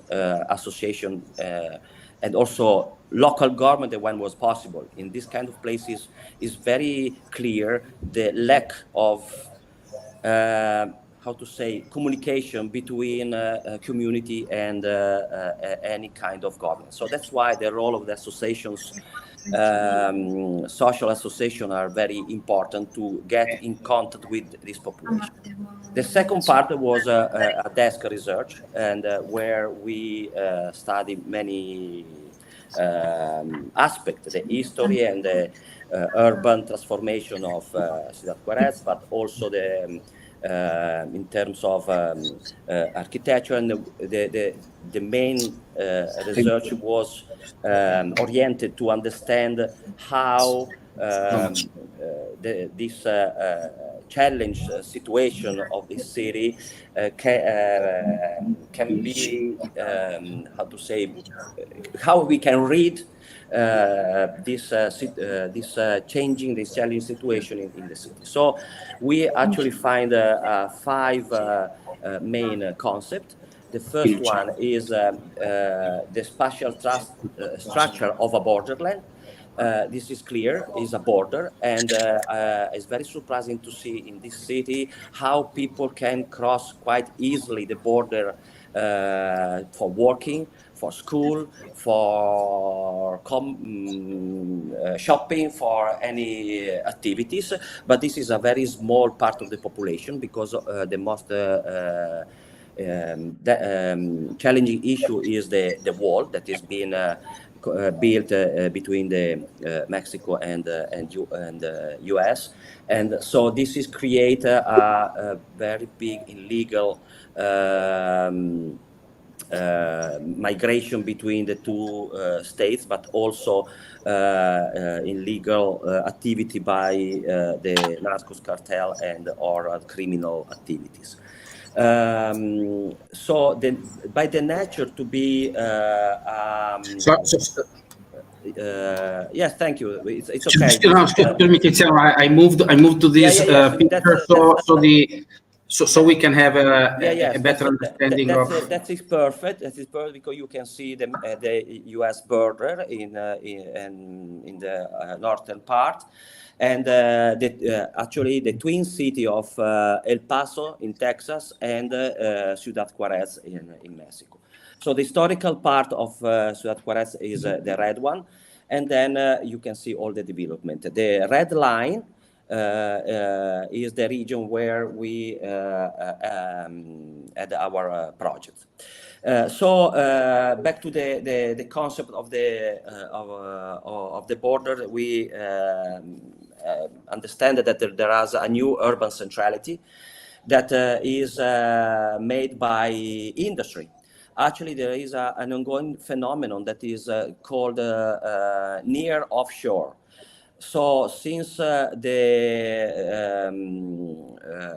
2016, actually with the Trump election in the US, many industry from American industry that were established in Asia. No, wait a moment, Roberto. Back up, please. Established in Asia. They back in Mexico, and they put decide to put the industry in the U.S. border. So this is create a new centrality and created even new problems. Then the third issue was the identity of transitional architecture. There is a very interesting, a seminal book by Science and Bannister that is talk about the transitional architecture, defining this transitional architecture a sort of contradiction. Because architecture is not actually for, by its nature, is a permanent presence. But here we are talking about ephemeral things. Except for the central part of the historical part of Ciudad Juarez, all the other area, all the other districts are characterized by the informal urbanism, informal architecture. And as a detail, and the last detail of this study, one important stuff that come out from the local investigation, from on-site investigation, was the necessity of the reappropriation of by the citizens of the public space and collective activities. Why? Because people, for example, we find a very huge problem in terms of mobility and public transportation, but especially women who work in the industry and kids that go to school, they don't want to take at all the public transportation because it's dangerous. Another thing is, for example, public space by the structure of the city, because of this informal settlement, they are sort of we called in I think in not proper way, but gated communities. This is actually more than that. Is a very planned by criminal organization. Not by the government, of course, as separation of the urban space. So then with this mapping, we try to give a sort of image of what is going on in this area of study. And now if you can go down, scroll down, please, Roberto. I want to add a small comment of these two maps. One in the left side is the socioeconomic level, and the right side is the criminal incidence in this area. So as you can see, unfortunately is obvious, but here we can have actually a real demonstration on how, unfortunately, the socioeconomic level is related to the criminal activity. If you go down, scroll down, okay, and here again we have the spatial behavior of homicide in density per square meter, and in the other side we have the system of development and helping by the government for the families. So in the dark violet is the new area of industrial, the so-called industrial park. So again, we find a coincidence between these two elements. And we find ourselves to work exactly in this kind of border. So, of course, without to pretend to give answer to this big problem, we try to create some projects, architectural projects in a selected area with three main topics. First of all, to try to somehow to break the wall, to make the fence a little bit more less hard, and create visibility and openness to the public space. Because this wall and this kind of situation is created by to control the population. So the second topic that we have proposed in our architectural design was to consider the wall as a living space. I mean, where it was not possible to somehow to demolish the wall of the community, we try to use the wall as a space of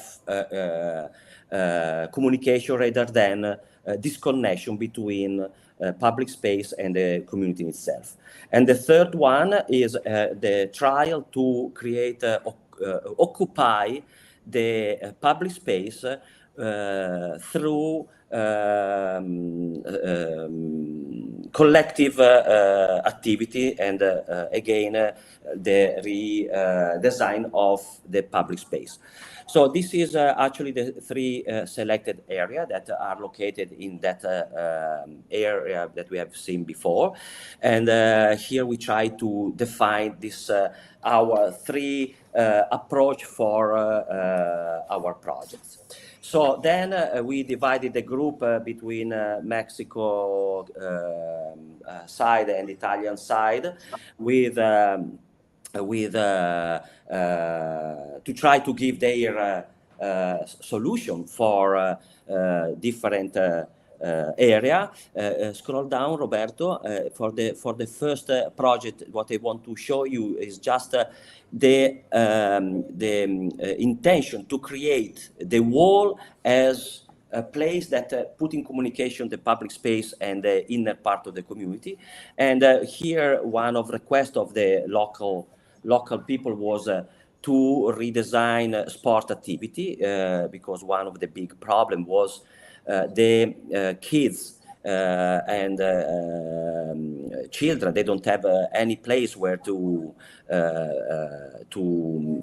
spend their activity after school, and this is one of the reasons of that make easy for the criminal organization to include also these kids in their activities rather than to protect them. So in this case, sorry, Tiziano, we have just 3 minutes more. Yes, I am going to conclude. So thank you. Yes, if you scroll down, you can see in short how we try to express in our design the three concepts that we say before. In this case, we try to demolish and include the public space in this area. And if you scroll down again, the third one is also interesting, because in this case we decide to include the main facilities, urban facilities for the fragile people in the public space. So as a conclusion, as I said before, of course, we are fully aware that there is not any architectural project that can change the socioeconomic structure of a society. But yes, we can give awareness to the people that through architecture and through how we design the space, we can alleviate for sure some challenging problems that are very present in this kind of area.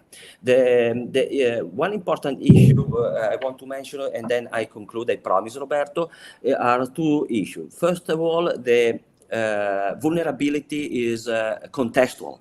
So it's very difficult to have to apply the same methodologies or same approaches in different contexts, because every context has their own vulnerability, and also vulnerability is a polysemic term, so it can include many issues, not only social, but can be environmental, can be many other aspects, and we have seen in the previous speaker explained quite well this situation.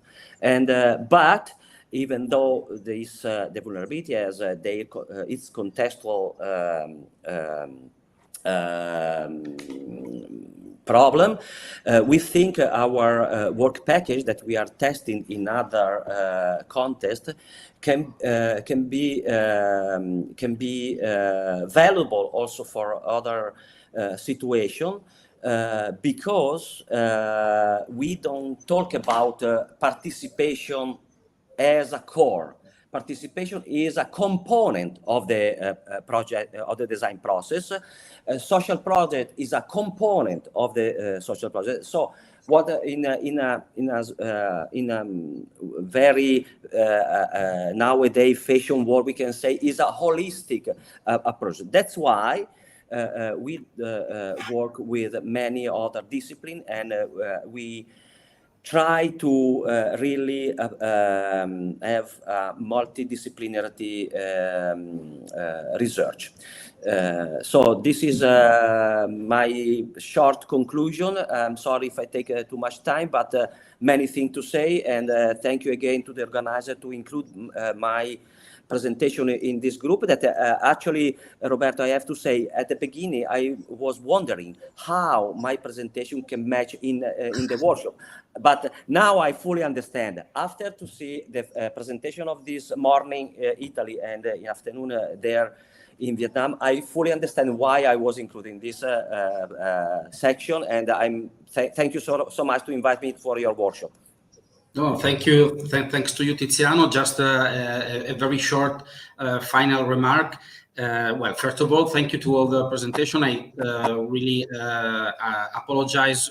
We are late, and I see a lot of people for the next session. But well, on one issue, we saw that the topic of vulnerability and risk have been deepened in the first paper from the methodology point of view, and then throughout the ontological approach, we moved toward a more spatial approach and to the design making approach. So we tried to face in this workshop the different issues and different disciplines and different approaches that can describe in some way vulnerability and risk, and that can manage from the methodological point of view and from the design point of view. So I think that we gave in this workshop quite comprehensive idea of the different ways to approach problems that are very similar from many points of view. So I really thank very much all the participants to the workshop. Thank you very much for your participation. Thank you very much for the interesting paper that you sent us. And I now leave the floor to the next workshop or session. Thank you very much. And sorry again, we are late about 12 minutes. Sorry for this. And have a good session. Thank you. Thank you. Good morning. Good morning, everybody. So, are we all here in this double session, treat and smart tourism? Yes, we had 10 minutes for all to join the session. Well, so welcome everyone. Today I'm sharing this session with Professor Maria Cerreta from the University of Naples, Federico II, Department of Architecture. I am Chiara Mazzarella, for those who don't know me, for those from the Smart Tourism session. I'm a postdoc researcher at the Faculty of Architecture of TU Delft. With research on temporary uses, and that's why we organized the session treat. So, but we are very happy to join with this morning with other contributions from the field of smart tourism. And well, so the first half of the session is dedicated to treat, with 3 contributions from temporary real estate management and approaches and methods for time-integrated impact assessment and evaluations. We'll delve into various methods and approaches used to assess temporary impacts of temporary and transitory uses in the context of real estate management and urban transformations. And then in the second half, we'll shift our focus to smart tourism.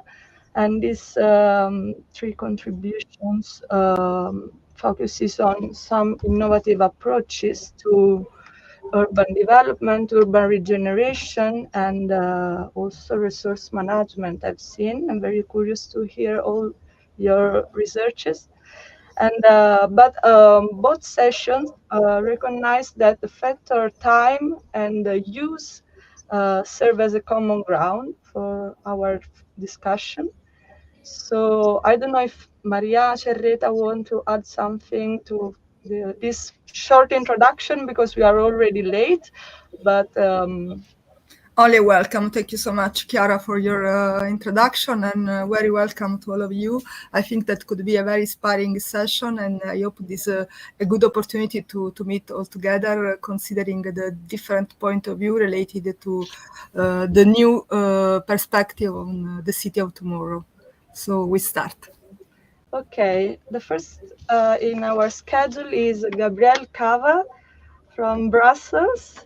And Gabriel, the floor is yours. Please, okay, can you share your screen? Yeah, I will share my screen. I prepared a presentation.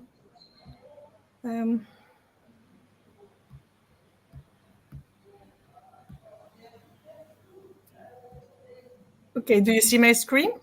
Yes, perfect. In full size too? No, we see the presentation in PowerPoint, like editing mode, not in presenting.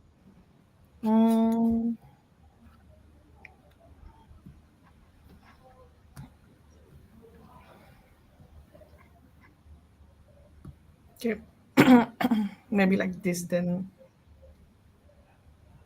Do you see it now in full size? Yes, perfect. Okay, perfect. So, hi everybody, I'm Gabrielle. I'm a PhD researcher at the VUB, so the Vrije Universiteit Brussels in Belgium. And my PhD focuses on reimagining vacancy by focusing on temporary use and their opportunities for circular construction.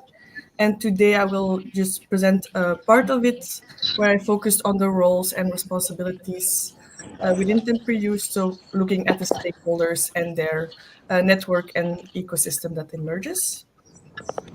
But I'll briefly present the context of Brussels. So in Brussels, 6.5 million square meters is vacant, and similar amounts can be found back all over the world. And this vacancy, there are very different types of vacancy that are included in this total estimation. So part is like structural vacancy, so buildings that have been vacant for a longer period, but also periodical vacancy, such as schools or office buildings that are only used between various periods, and vacancy due to redevelopment projects. And there is where my research focuses on. So the vacancy that is existing in anticipation of a new project. And in this vacancy, temporary use projects are currently being organized. So they can prevent the negative effects of vacancy, such as decay and degradation, but also criminality. But they also have opportunities so that they can showcase the positive, the potentials of the space, or create a local meeting point for the community. But we see that currently these temporary occupations take a fragmented approach and they only focus on this intermediate phase. So for instance, the community and the materials that is brought to site are actually not extended or continued in the future of the project. And if we want to move towards a circular system, such as in a circular economy, we want to have resources such as materials, community, and knowledge that is actually valued and recovered after this temporary project so that it can continue in the future. And so for this presentation, we focused on the question of which stakeholders can be identified in the temporary use project in Brussels specifically, and what are their roles and responsibilities so that this continuation could be created. Sorry, Gabriele, if I interrupt you. Someone has the microphone on. Automatico ce la fa guidare. Can you, Nicolò, Nicolò, please, could you turn off your microphone? Okay, sorry, Gabrielle, but it was disturbing. No, thank you, Chiara. So the question that we're focused in this presentation is how can these stakeholders actually collaborate so that the continuation can be created? And to do this, we focused on a case study analysis that was supported with interviews so that we could really investigate in depth these different actors and see how an ecosystem or network can be, or which type of network is established so that we at the end have an overview of roles and responsibilities that could also extend from to other cities. So the project that we focused on are these 5 projects here in Brussels. So it's Allée du Caille, Circularium, Le Tripostal, Studio Citygate, and CU. And we have selected this project because we could really go in depth into this project, have interviews, visit them on site. Now of them are currently finished, but they were active when we started our research. And they are very known in Brussels. So there's a broad information that exists on the projects. And so for each project, we now made like a project fishes showcasing how they were organized. So this first project was organized in anticipation of the construction of a future park, which you can see the rendering at the bottom of the slides. And on the top, you see all the images of the temporary projects. So they really tested with various sport activities that then could be integrated in the park. And we then, for each project, made like a value network mapping where we focus on the main stakeholders, which were the owner, the temporary use project, and the users, to see which transactions were exchanged between the actors. And so in this project, we saw that the owner was really involved in the project by giving some guidance on the selection criteria for the project, by defining the ambition of the project, which was the test case of the future park, but also funding them and helping them with giving them building permits. So the owner really was supporting the temporary project managers. And then in other projects, such as Le Tripostal, this was not really the case. So this project was only organized in 1 year, or during 1 year. And even if the redevelopment project did not start after the project, the owners did not extend the project. So they were not really interested in having this project. They only did it because the neighborhood committee, they really petitioned for it, and they really said, like, you cannot have this gigantic vacant building here next to the Brussels South station. We really need to do something for the community with this space.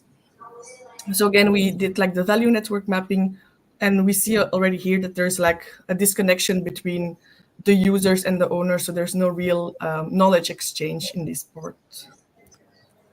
And then another project was the CU, which was a very big project close to our university, also in anticipation of a redevelopment project. And here the owners, again, were very involved in the project, helping and supporting the temporary project managers, interested in what the users came up with, so there could be some inspiration also exchanged.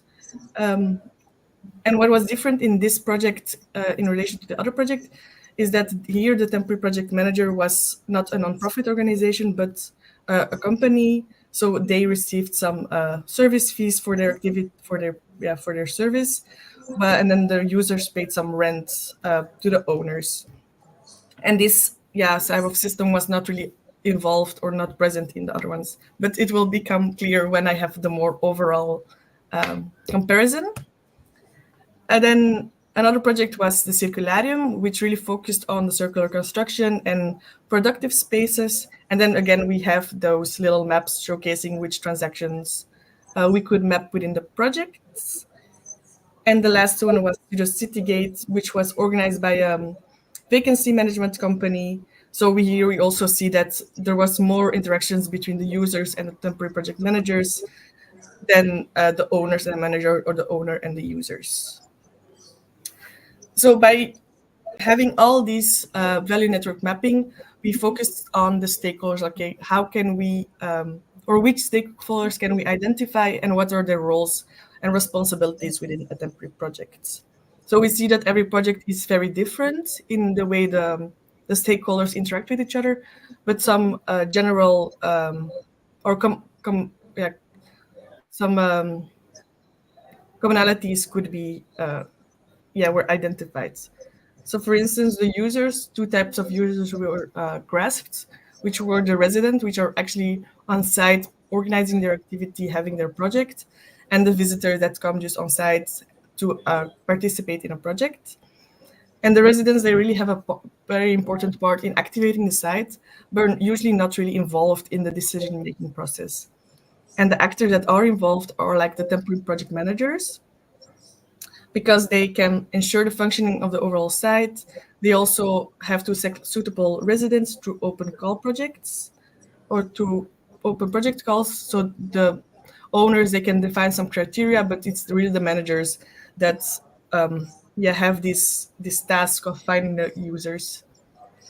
And then there were two types of managers that we identified, which were the nonprofit organizations, which are economically weak, and so they need to be supported by subsidies or funding. And they usually have a model for the renting of their spaces, which are rent by fee contribution.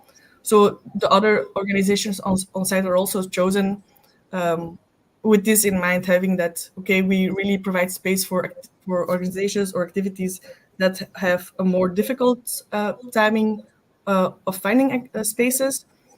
So they will not rent their spaces to startups that have already some other financial capacity of finding another space. While in comparison to the nonprofit, the companies are economically stable. So in there we identified two types, which were the transitional real estate companies and then the vacancy management companies. And then depending on the project, their business model also differs. But usually there is a service fee that is from the owner to the temporary project manager.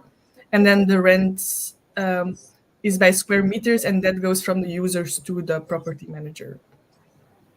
However, in the case of the vacancy management company, the owner was not really active in the project.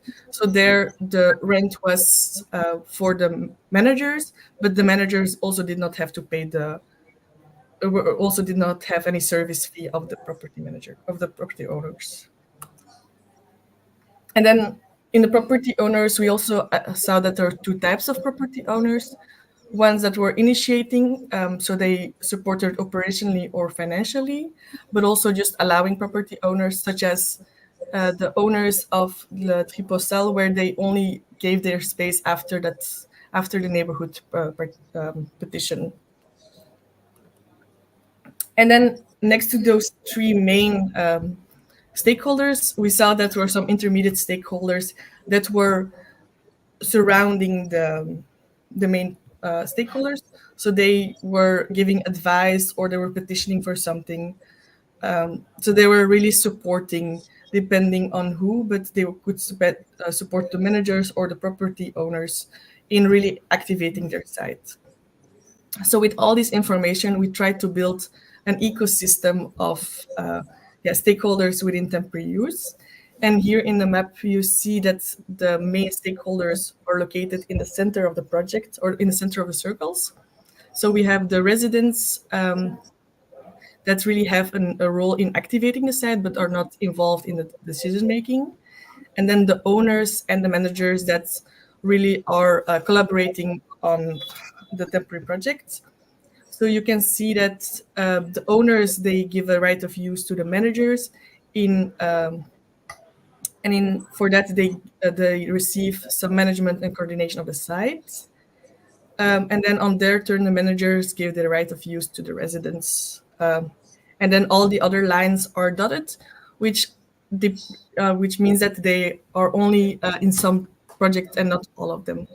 But we see that in blue, the guidance and the support really is present or could be present depending on the project. So it's really important to have those relations and transactions where you can exchange knowledge and support each other in an intangible way.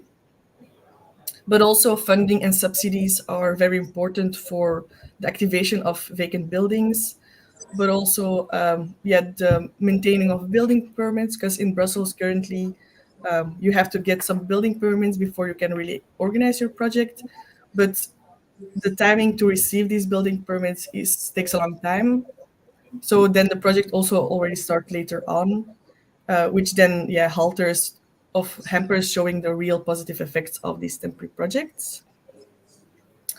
But there are also some power dynamics in those temporary projects. So we see that the property owners, they really hold a very big potential and control over their space. So they need to be really interested in temporary project in order to initiate one. But their interest then can also depend or varies based on the financial considerations or their long-term plans or even their community relationships. Then the managers, they have a power in the projects for their coordination and implementation. So their interests are driven by objectives such as the community engagement and financial incentives. So depending on what their background is, for instance, the non-profit organizations which are not economically stable, they really focus on social projects, providing space for those in need, while companies, they currently, they have their business model and they want to create economic projects that are more commercialized, maybe. And then the residents and users, they shape the project through their active involvement, but their power is limited in the decision-making process. And then the intermediate actors, which are on the which are not the main actors, but they're still supporting, they really have an influence through advocacy, funding, support, and even input design or design input from the designers. And so with this, I would like to conclude with just a little overview of the roles that we then identified. So we saw that those property owners, they really have to be an initiator in temporary project in order to create interesting, successful projects. Temporary project managers and residents are activators on the site that actually do the work of opening the sites, providing activities, creating a local meeting point. governmental agencies need to act as mediators by also supporting both the owners and the project managers in getting the correct building permits, but also practical guidelines or the other operational support. And then the planning departments can then be informational. So having all this overview, and in Brussels we see that the planning department is already trying to take this role of having an overview of legal guidelines, but also on other interesting projects. And then designers can support with advice and support from a design perspective. And with this, I would like to conclude my presentation. So we know that there are a lot of actors currently working on this side, but we still have to look at their specific collaborations on how we can extend and create this continuity so that the knowledge and the community and the materials that are built during a temporary project are not lost at the end of it. Thank you. Thank you, Gabrielle. I make a small applause because thank you. When we are in a live session, it's nice at the end to have numbers from the audience. Very interesting presentation, and well, I'm particularly interested in this topic, but also many participants in the audience. So I would like first to ask if anyone has a question or a comment. I have many, but I want to leave space if someone has something to ask you about your research. If not, I have one. No? Okay. So I have, more than one, but I have been particularly interested in the how you highlighted the power dynamics between the different actors of these social ecosystem, because are these power dynamics that at the end allow temporary uses, transitory uses to happen. Mm-hmm. And also you, in the first part of your study, went through the topic of value with your value network mapping. So I would like, if you want to discuss a bit this relation between value network, the role of values and the power dynamics. Mm-hmm. I know it's a bit broad question, but if there is some aspect in this interaction between value generation and power dynamics between stakeholder, I guess it's very interesting. Yeah. Yeah. So the value network mapping that we used is an exercise that is done with the stakeholders. So it's like about giving and taking. So what can one stakeholders give to another, and what is the other stakeholders interested in taking? And then this also links to their power. So for instance, the property owner, what they can give on site is their building or their space that they have, which is also then their power that they have, because they still are the last or the main responsible ones for their space. And so it's just an exercise of, okay, how can we exchange the things that we have? But it all is always linked to, for instance, in the case of Le Tripostal, the owner was not really interested in temporary project. So their power in having their building, they also, at the end of the project, which was initially for 1 year, they also said like, okay, no, we're not interested in the project. We'll just take back our building, and then the users just don't have the space anymore. So then there is also the conflict of like, they have the power of providing so many benefits for the people surrounding it, but they're just not interested or open to really doing it. Yes, it's about resources at stake and interests. So it's a combination of these factors. Yes. We have time for another quick remark, comment, or question before going to the second presentation. No one? Okay, so thank you very much, Gabrielle. Thank you. Let's see if at the end we have some time, but we are unfortunately late. But we can continue this discourse some elsewhere also. So I give now floor to Laura Di Tommaso, that should be the presenter of the second contribution, with Daldenise, La Rocca, Panaro, and Cervera. Laura, Hello, do you hear me? to share your screen, please. Yeah. Okay. This is a contribution on a co-governance process for the adaptive reuse of a cultural heritage, with a focus on the experience of San Michael Cloister in Anacapri. So, do you see my screen? Perfectly. Okay. Okay. But in not in the presentation mode. Okay, now it's good. Yeah. Good afternoon and morning to everyone. I'm really glad to be here, and thank you, Chiara, for your introduction. Laura Di Tommaso from the University of Naples, and today I'm presenting the inchiostro contributor developed with Daldanise, La Rocca, Panaro, and Maria Cervera, that is here. So the project was developed during the last year as an actual research, testing the methodology and all the process in the territory of Capri, in the southern Italy. In particular, I want to share with you the specific co-governance model, the methodological steps and tools, and after the decision-making process used to design the project. The research is focused on the temporary necessity to include the communities into the decisional process for the public policies, recognizing them the capability to interpret through their own knowledge the public spaces and the architectural heritage in an original way. Including the communities into the decisional processes also helps to facilitate the development of new visions oriented to transition and sustainability. We are convinced that the transition can be implemented by only under more equitable and democratic governance models that are taking into account the capabilities and the knowledge of each stakeholder group.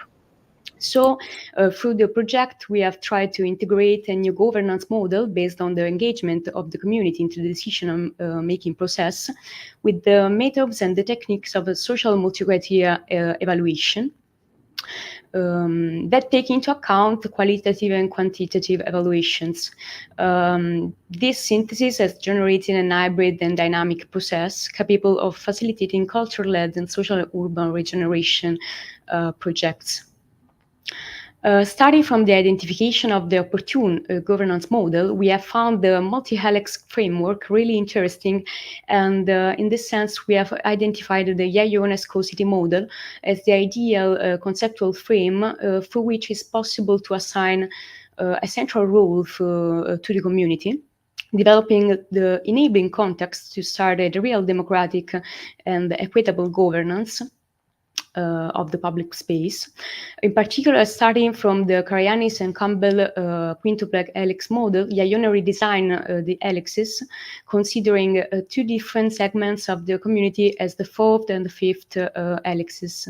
For this research, to put at the center the community role for the adaptive reuse of the cultural heritage, we have also made a new interpretation of the model, identifying the sociocultural system and the active civil society as the last two groups. So what about the methodology? It's based on a hybrid and interaction through all the steps and the phases identified, considering each phase can support and help the development of the others. So we don't consider an orderly and static continuation of the steps, but we implement a process in which the knowledge is incremental.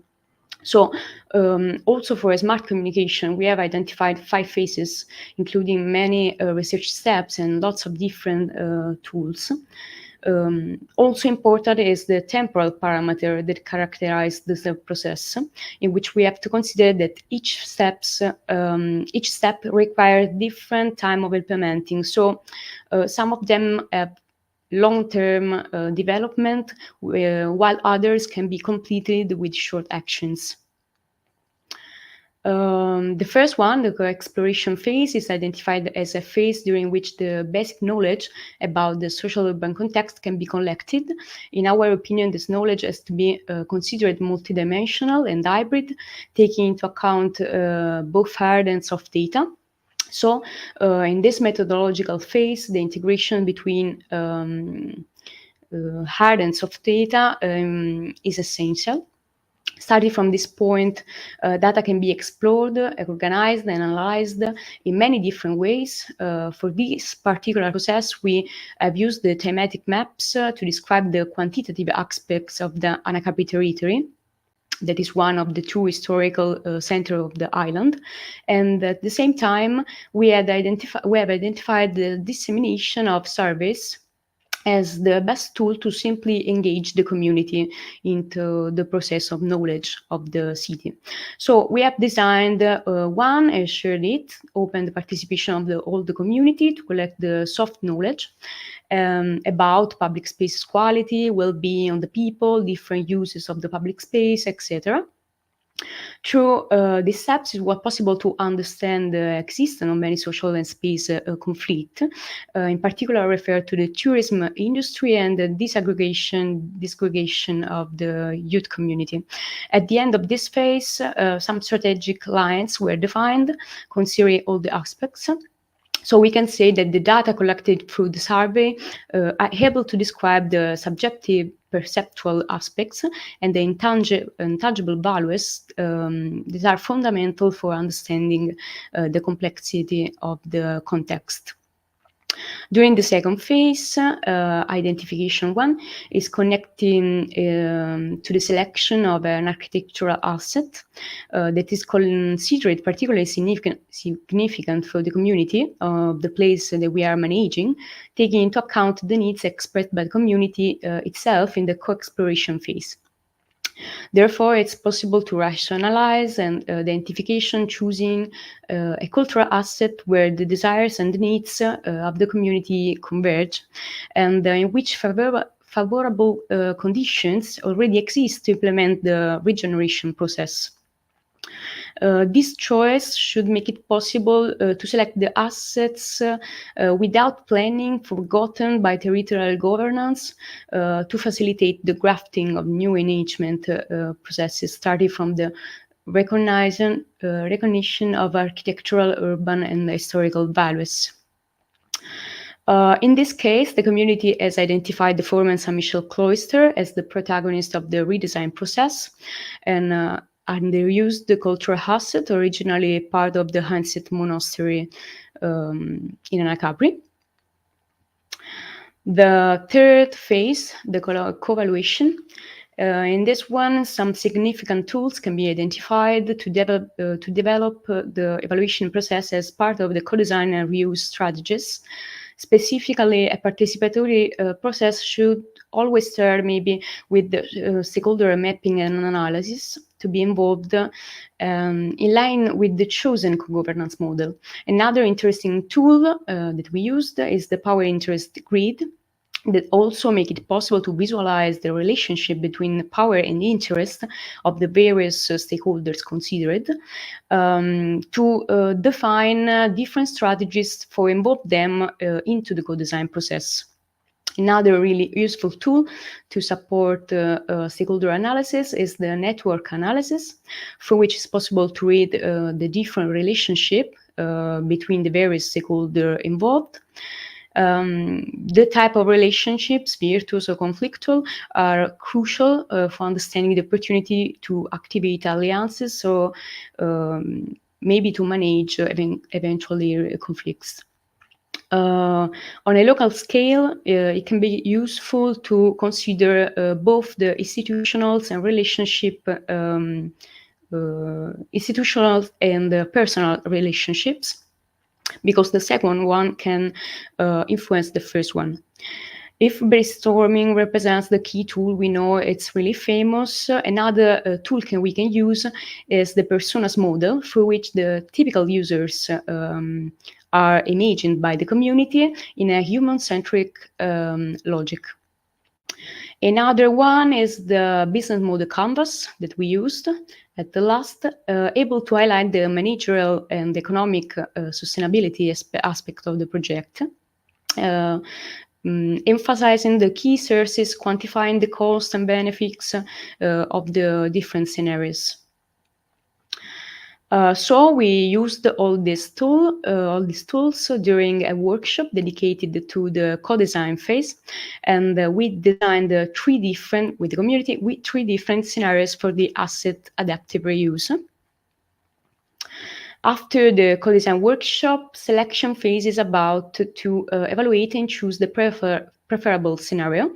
The social multi-criteria evaluation approach implemented using the Muda-Socrates method is useful for its capability to outline an evaluation that consider both multi-criteria and multi-groups matrices. In fact, the construction of the impact matrix and the equity matrix facilitates to verify the preferences between the alternatives, taking into account both the ability of this to respond of the various dimensions considered, and also to identify the different levels of satisfaction of the stakeholders. In this case, it was implemented a double Socrates evaluation process, choosing a preferable mix of the functional segments of each project, identifying the preferable compromise between them. In particular, primarily a couple of multi-groups and multi-criteria matrices was developed to identify the preferability through the three design macro alternatives elaborated with the community. Secondly, the preferences were considered between the different functional segments of the three scenarios that were 10. During the project and testing phase, the preferred functional address is validated, considering spatial and temporal comparability of the different selected areas. At this point, the preferable articulation of the project should be transformed into a temporary setup project to be validated with the community, experimenting the different spatial and management possible configuration for it. It should be explored also the role that the building can have referring to the surrounding public space and public other assets in the territory. In this case, we have identified with the community 4 specific uses that were combined into a synthetic proposal. In particular, a new connection to the monumental church of Saint Michel the Archangel, the opening of Eventopia, a public space for events, the activation of a neighborhood concierge, and at last, the extension of the existing Forum Lab, a space dedicated to the youth community. In this sense, the cloister is interpreted by the community as a place through which to resolve many social conflicts that are very stressed in a Capri area, considering the tourism and the new resource for the community regeneration. And the more sustainable development, paying attention to culture and creativity as drivers on innovation and imagining new forms of tourism, slow tourism. The experimentation is given the possibility to learn a lot about models, strategies, and tools of co-design processes. At first, the governance model can be really considered a strategic frame from which to develop and adapt different governance platforms, community-based, balanced for weights and stakeholders' representations. In general, stakeholders' analysis has to be considered central to support the success of the process. In this sense, we can say that the social structure is a fundamental layer that have to be considered into the projects. Also, the integrated Socrates evaluations to couple multi-groups and multi-criteria evaluations applied of 2 different but connected alternative layers one made by the three composed projects and the other one made by the disaggregated functional segments of them, helps us to identify the best scenario, reducing the possibility to generate conflicts between stakeholders in the co-governance platform, and designing a final project that really answer to the needs of the social urban context in which we operate. In fact, when we compare the dendrograms refer to the two multi-groups evaluation, we understand that for the stakeholders, it's simply to find a good coalition when they have not so many alternatives to consider, but it's complicated where they have 10 different possibilities on which declare a preference ranking. So we can't evaluate only the preferences referring to few macro scenarios, but we have to also to consider what scenarios have in common and what differences them. Finally, in this case study, the frequency of the preferability made it possible to identify a preferable compromise, which collects and integrates the functions present into the preferable macro project proposal, that one, and few functions considered the preferable by stakeholders in the evaluation of the microfunctional alternatives. So in conclusion, the research has given the possibility to explore a new community-based governance model and process from which a new scenario has been designed for the regeneration of a cultural asset, the implementation of many interesting and useful tools to engage and manage the stakeholders has given the possibility to understand and consider into the project the community needs. At the same time, the temporal parameter is central into the design process, at first because place knowledge is an incremental resource that needs to be constructed in a long term and through a continuous process of in-depth analysis.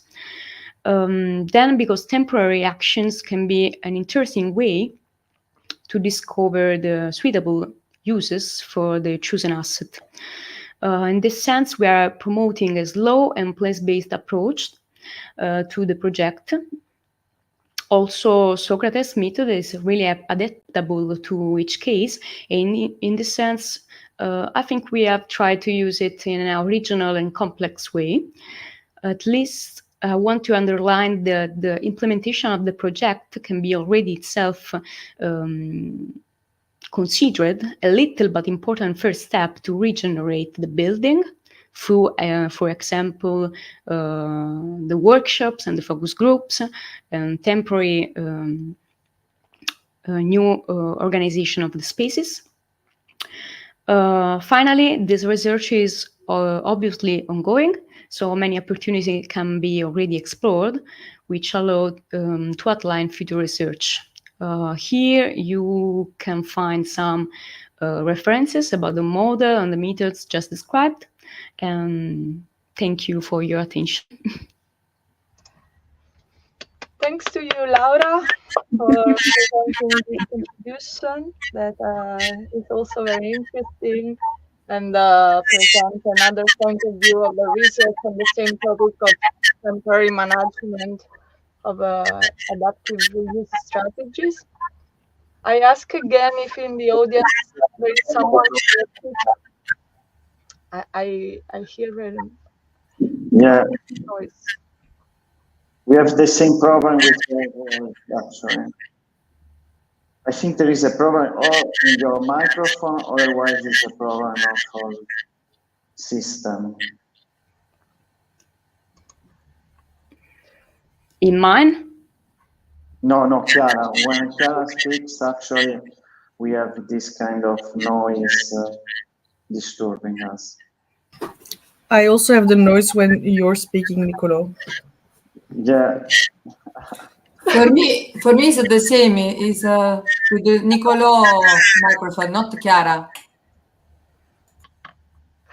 Nicolo, it seems that it's sorry, but it's from your mic. But anyway, I don't know if you have the technical assistant here.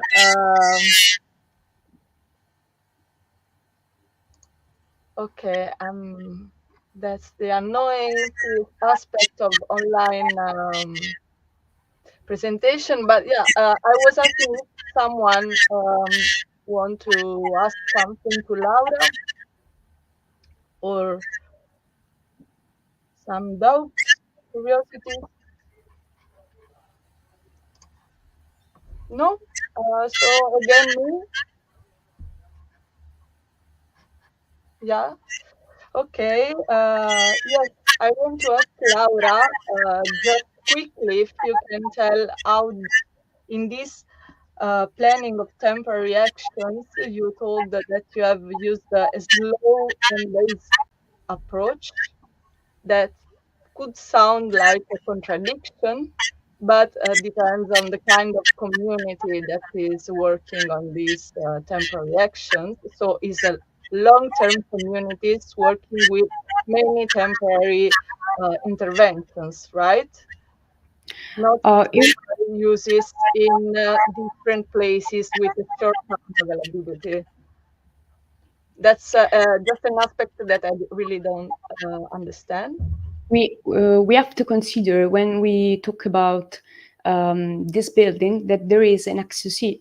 So yeah, the community is central because in this building in particular, we all already have a little community that is incrementing some organizing events. Also, they have place in this building. So in a sense, we can say that it's a slow process because some little actions are made in a long-term time. So I think it's good to say that it's slow, and I want to be. I hope it could be slow, because maybe slowness is a new way to development, a new good way to develop engagement of the community. Okay, thank you, Laura. So if we don't have other questions for you, I would give the floor to Simona Capaldo, who will present the next contributions. We did an exchange with Niccolò Fenu and Paolo Giaccaria. Now we have Orfina Fatigato and Simona Capaldo from the Federico II University. Simona, please start your screen. Good morning.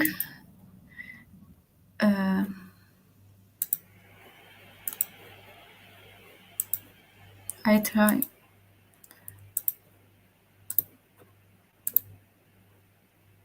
It's okay. Yes, I can see. Yes, that you are sharing your screen, but now I see the participants in this session.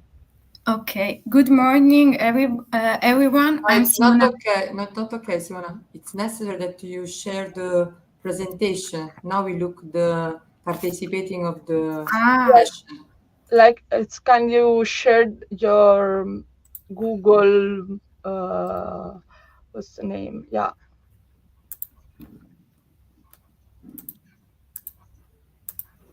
Okay.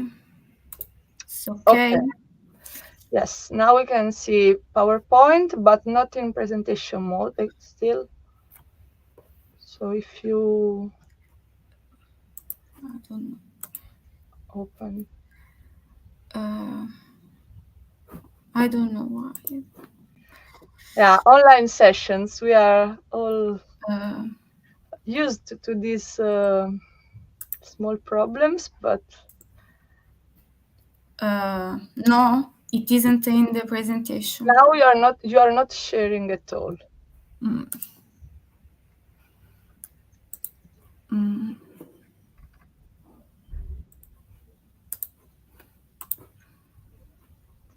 Okay, now we can see the PowerPoint.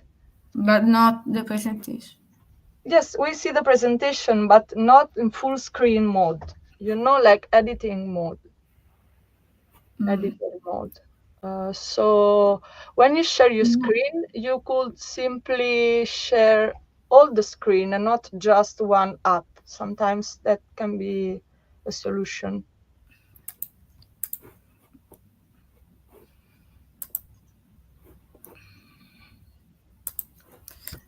I don't.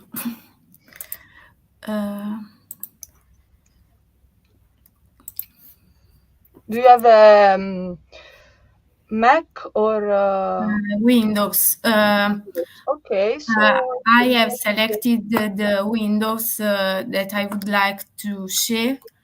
you can. I put share.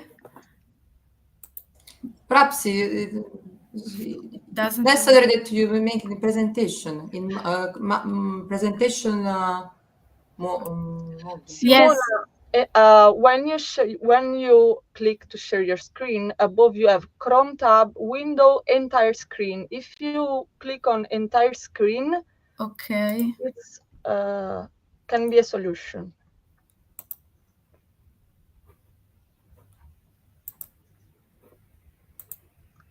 Can you see the three? Okay, let's see. Yeah. Perfect. Okay. I'm so sorry. I'm Simona Capaldo, graduated in architecture from the University Federico II of Naples, and I'm going to present this work written with the Professor Orfina Fattigato of Naples. The intervention will be structured mainly in 4 parts. Initially, the aim is to frame the theme of third places and transitory uses through a theoretical approach, followed by discussing the meta-design experimentation, whole Hemicycle Agri-Food Living Lab, which is an experimentation in architecture and evaluation. The tension between the transient and the eternal is certainly not foreign to the dimension of project as an act of configuring a space in the present, which through the project is projected in the future. In the 2018 Venice Architecture Biennale, the collective and Coro conceived the title Infinite Places for the exhibition decorated for the French Pavilion. The exhibition shows 10 interesting and pioneering projects such as Le CB à Saint-Denis, La Friche La Belle de Mai à Marseille, Le Grand Voisin à Paris. All projects aim to transform existing abandoned buildings into spatial laboratories where different from or being together inhabiting collectives are experimented. In France, since 2016, there have been a series of legislative updates to facilitate and allow in definite time frames the temporary use project in disused buildings. A precursor of this innovation is Patrick Boucher, the creator of the Permis de Faire. Specifically, the Permis de Faire was introduced in the update of the state law of the freedom of creation for architecture and heritage. The law legitimized the permis d'expérimenter as the possibility of giving actors the opportunity to explore what Boucher called the possible overlooked. Buildings and space in disused, which serves as an experimentation ground for transient uses, are known in France as tiers-lieux, or third places, where beyond the living and working, hybrid programs and incremental process are experimented with. In Italy, in reference on the experimentation of temporary uses, have also begun to interest Italian cities. Several administrations are carrying out significant work on experimenting with temporary uses as a strategic tool to reactivate the disused building observed by the public. For example, Campania region approved regional law number 13 of 2022. And also the city of Naples by approving municipal council resolution aimed to promote a process for the temporary use of public assets. During the Plural Territorial Architecture Festival, one of the 6 living labs, coordinated by the professors Orfina Fatigato and Luigi Freda, called Inhabiting the City in Transition, Evolutionary Project for the Use of Urban Vacant Buildings, was organized focusing on the theme of temporary use, starting from the important regularity steps taken by the Campania region and the city of Naples. During the Living Lab, integrated design projects were tested on some of the numerous abandoned buildings of Naples. This experimentation are started from an open map of the disused urban heritage, both public and private, in the area of east of Naples. Through this mapping, about 90 buildings were identified, for each of which a multi-criteria interpretative card was subsequently developed. These are some of the disused buildings which are photographed by Mario Ferrara during the Living Lab. The experimentation of the Living Lab conclude with an interesting collaborative workshop coordinated by Mathias Rouet, co-founder of the French cooperative Plateau Urbain, and one of the leading experts in France on the topic of urbanisme transitoire. Among the buildings addressed in the workshop was the 19th century hemicycle of the former fire station, which, based on the reflection and outcomes of the workshop, was identified as an interesting case of further research. Consequently, it becomes the subject of experimental thesis work, supervised by the professors Orfina Fatigato and Maria Cerreta, and called Hemicycle Agri-Food Living Lab, Architecture in Transition for East of Naples. One of the main research questions for the thesis was what methodological tools can support innovative transformative process integrated through the activation of temporary uses? The work is structured in 3 different phases. A phase of immersion, of strategy, and experimentation. The project area is situated in the east of Naples, in the point in which Via Foria intersect Via Renaccia. Originally, the province of Naples, the owner of the area, worked on the construction of the provincial shooting range, which remained in use until 1819, when it was sold to a private. Following a series of change of function, industrial hangars were built behind the hemicycle, and in 1955 the block was bought by the province of Naples, but in 2016 the area, the block, the urban block was closed. These are one of the multi-dimensional analysis that I have done.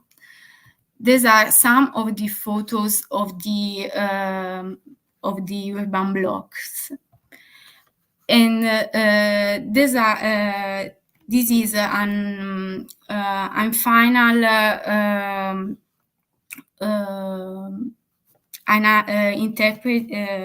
multidimensional interpretive analysis.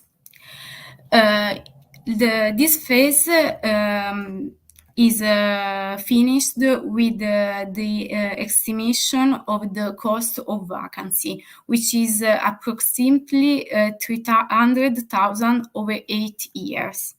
This number represents an initial objective indication of the need to intervene on the property. The project's objective in relation to some of the Sustainable Development Goal of Agenda 2030 aims to give back to the community an architectural space where different incremental uses related to food and based on the principles of circular economy can be experimented with. The project strategies addresses these themes and aims to experiment with innovative agricultural production systems that interact with the existing architecture. The strategy emphasizes the innovative nature of the project conceived as an evolutionary process in its spatial and temporal dimensions, structured through the project space timeline. The project strategy is structured into 3 different phases of 5 years each. The seeding phase, the growth phase, and the harvest phase. The chrono program clearly associates space and time transformation defined for each project action. The seeding phase involves, in parallel with the restoration of the hemicycle and 2 hangars, the partial opening of the area to the conduction of temporary use activities. For each action, there is a reflection on what is the intended to be activated, who are the involved stakeholders in terms of promoters, operators, and users, and how this action materializes in terms of public, private, and social partnership. So the same multidimensional approach is used for the growth phase and the harvest phase. This one are the other phase. It isn't interesting because in order to estimate the convention and feasibility of an intervention for each phase, there is a financial analysis.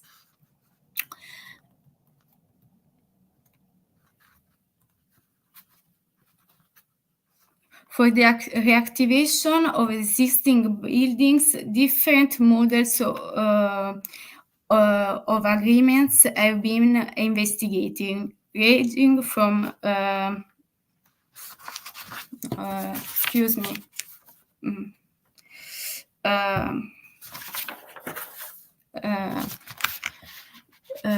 This is the phase of experimentation, where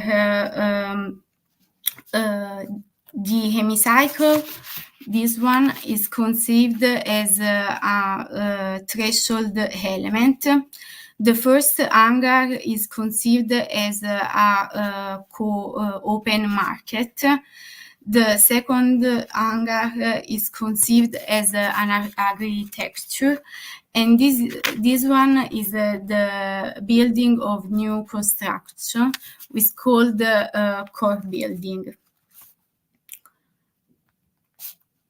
The core building conceived based on various compositional experiments in the design phase, for which it is defined the final project.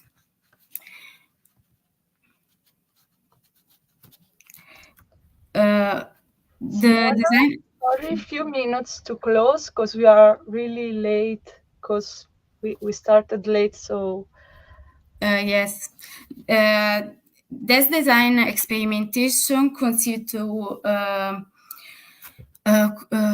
to conclude with a 20 years process have been compared to two other possible project scenarios, which are a restoration scenario of the last function of the block, and trend scenario of present condition of vacancy.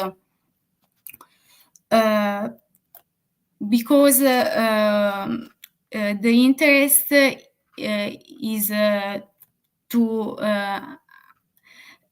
understand if is the project equally advantageous if compared to other possible, to understand if the project is advantageous if compared to other possible scenarios.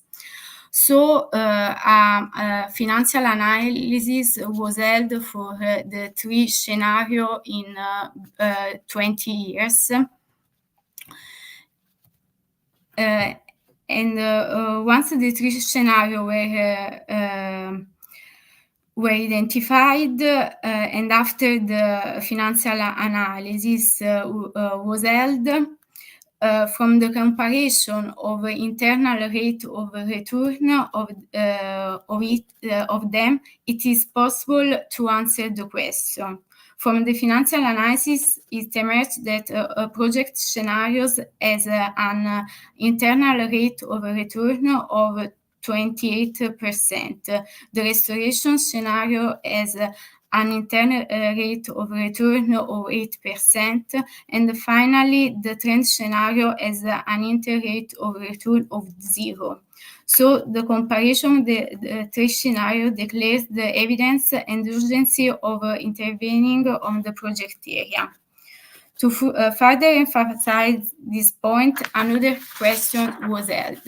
If the abandonment continues, what is the economic value of the void?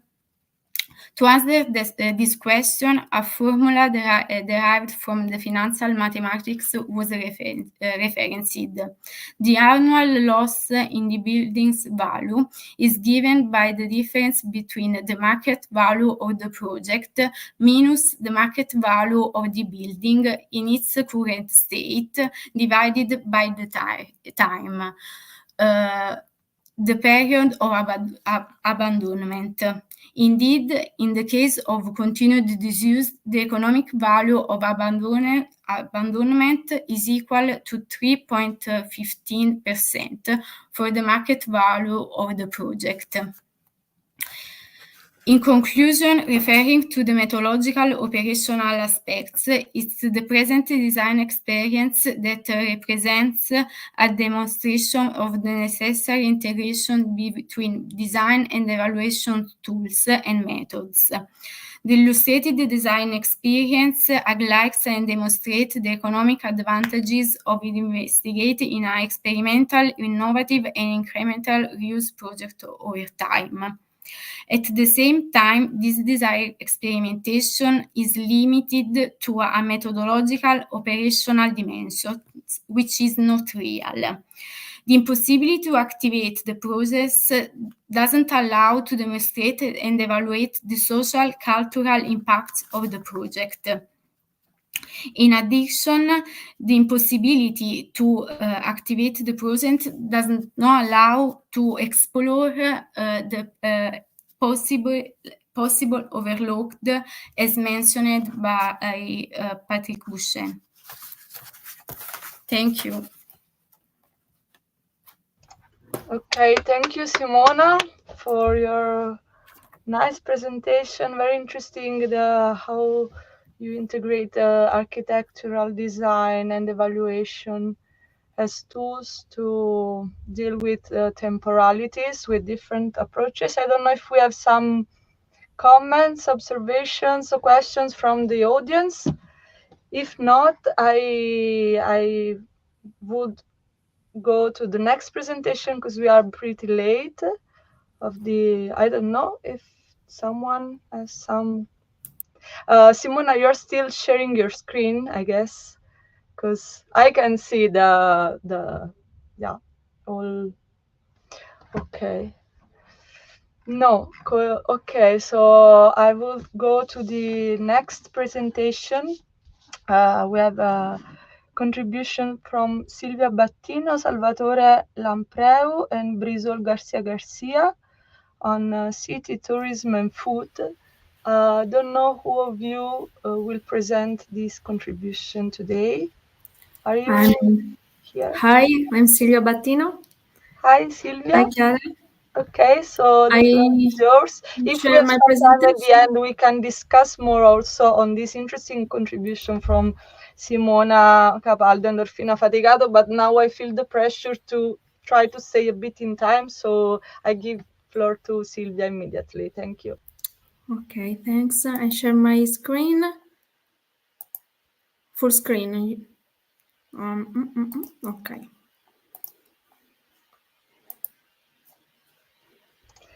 Can you see my presentation? Yes, perfect, Silvia. Thank you. Okay, thank you. Thank you, Chiara, and good morning to everyone.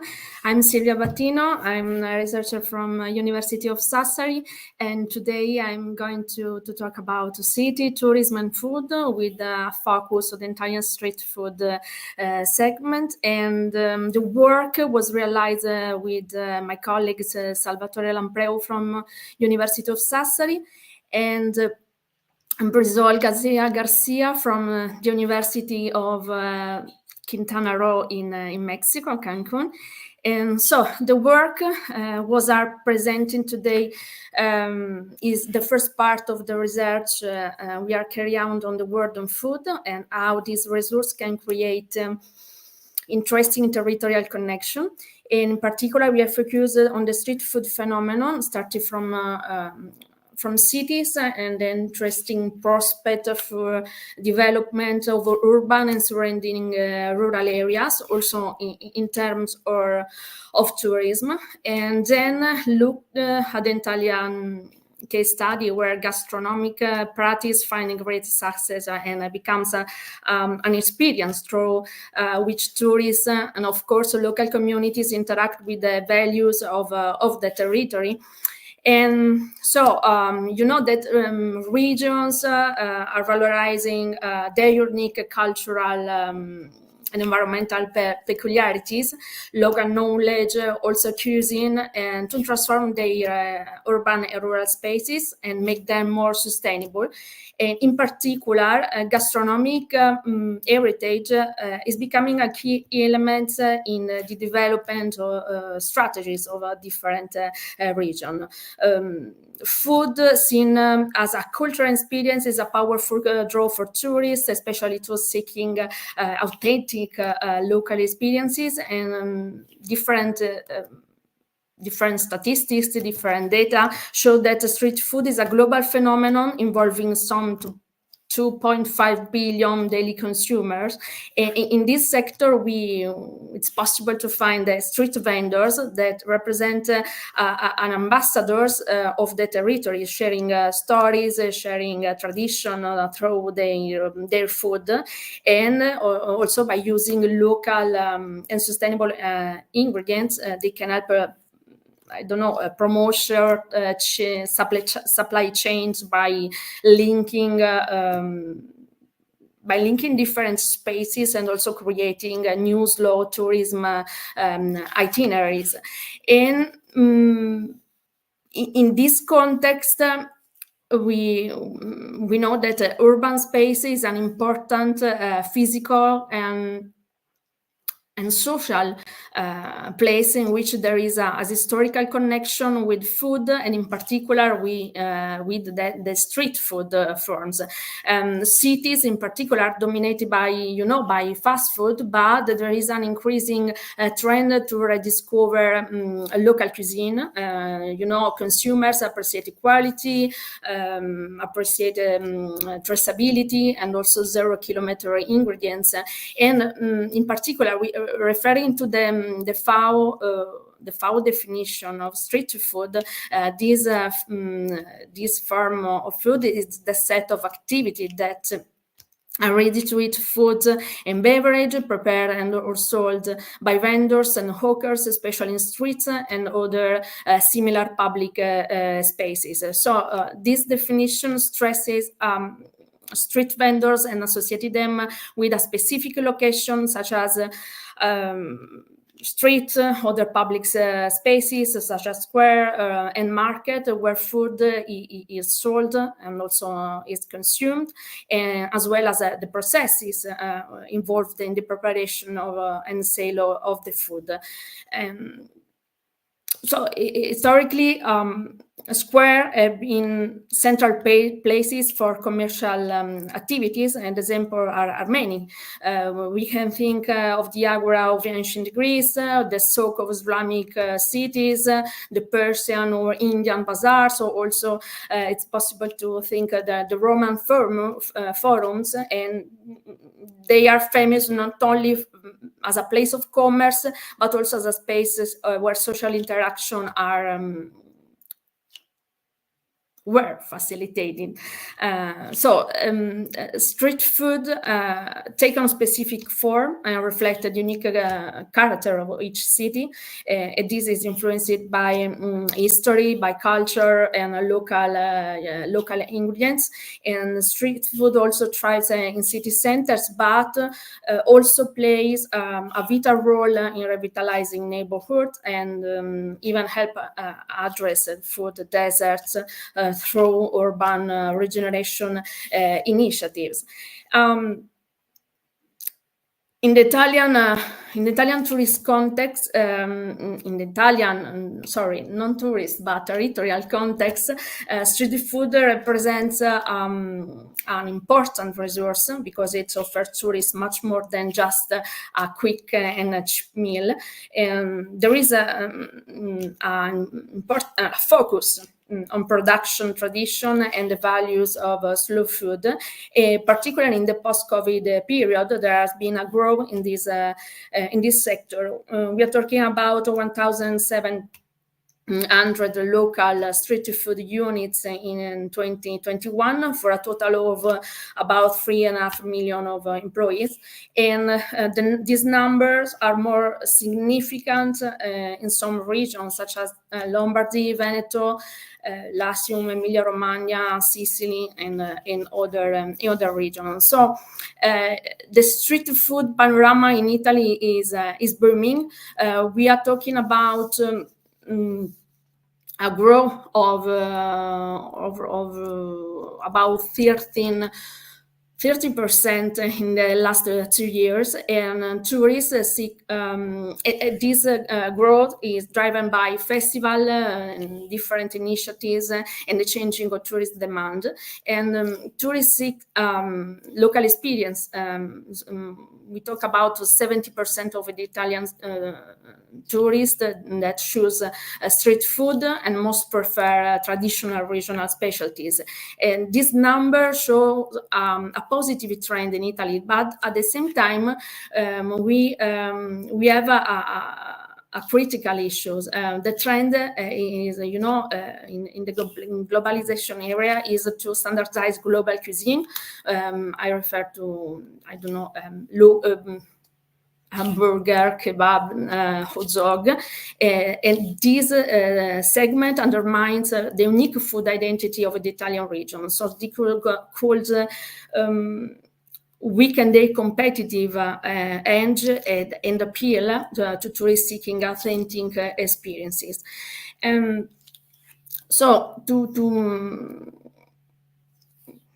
very quickly, in conclusion, in order to change this negative trend, Italy is improving and increasing its policies and actions to valorize its food heritage. Italy, for example, boasts the most denomination of origin and geographical indication products in Europe, and offering a different range of regional specialties, perfect for a street food form, for a transformation of in a street food form. And this heritage can showcase a local tradition beyond city borders, and there are interesting initiative that promote this authentic Italian street food, like can you see in the slide, the Qualivita Manifesto, that emphasize local initiatives, local ingredient, tradition, innovation, and there is also an agricultural street food that is a legislative framework for direct farm to consumer sales through street food, or other programs, other events like Milano Eco-Friendly, that refers vending licenses, or the other international street food even support local specialty, and it's related to an itinerary event around the territory of Italy. So Italian cities can use street food festivals and local specialties to present their culture and history, and reinforcing the entire food chain and creating unique tourism experiences. In particular, public policies should better support local vendors and sustainable practices to create, for example, green local tourism routes, itineraries connecting city and rural areas. And it is in this direction that we are working to complete the next step of this research, in which we also investigate the issue of the urban-rural connection through surveys, and further investigate, for example, the contribution of new technologies and innovation can improve this segment. And so I stop here, and that's it. I thank you for your attention. Thank you, Silvia, for your presentation. I have a question for you. University of Sassari, what faculty, what department? Department of Economic and Business. Ah, okay, cool. Yeah. I am a geographer. Do we have some comments? Yes, I have some consideration, because I think that your work is particularly interesting, especially because identify geographies of different kind of values that are related to street food as opportunity to activate a new awareness of the potentials of cultural tourism. Because perhaps one of the critical issues is the critical friction that could be underlining the different realities, considering in some way the opportunity of tourism, but also the critical aspect that tourism can define. So the point of view of the street food, of the food as opportunity to identify some local values could be an interesting perspective to activate. So do you think also that your research, the research of your team, could be a way to underline the point respective to the perspective of a cultural improvement of the territorial sustainability, considering a strategy of local situated potentials? Yes, cultural tourism is the first, I don't know, the basis of this tourism. No, is in the food, or street food is a core, no, that unify the demand, unify the different actors in the urban spaces, but also in rural spaces. And in the future, we stress in particular the segment of street food related to valorize the marginal area, the marginal rural areas, no? With a short supply chain of food connecting with the urban space. And it's possible to investigate also how the street vendor are are smart, and they use different app to, and it's possible for us know the different position of, for example, a food truck in a rural space or also in the city center. It's an interesting. It's possible to realize different map, different tools to also to improve the nose of the tourist. Yeah, and also is a way to understand how to promote temporary uses related to street food, because it's an interesting potential to understand how to combine cultural tradition and temporary uses, perhaps.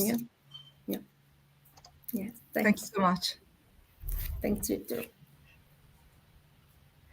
Yes, also just a final very quick remark, what I have observed that conviviality that is based on food sharing is one of the first tools to activate temporary communities. So yes, it's nice how these contributions are connected. But if we don't have other questions, I would quickly go to the next presentation, because I feel this pressure of being late. And we have now Carmen Ulisse, Raffaello Fico, and Alessandro Marucci. I don't know who of these authors is online. I am Carmen Ulisse.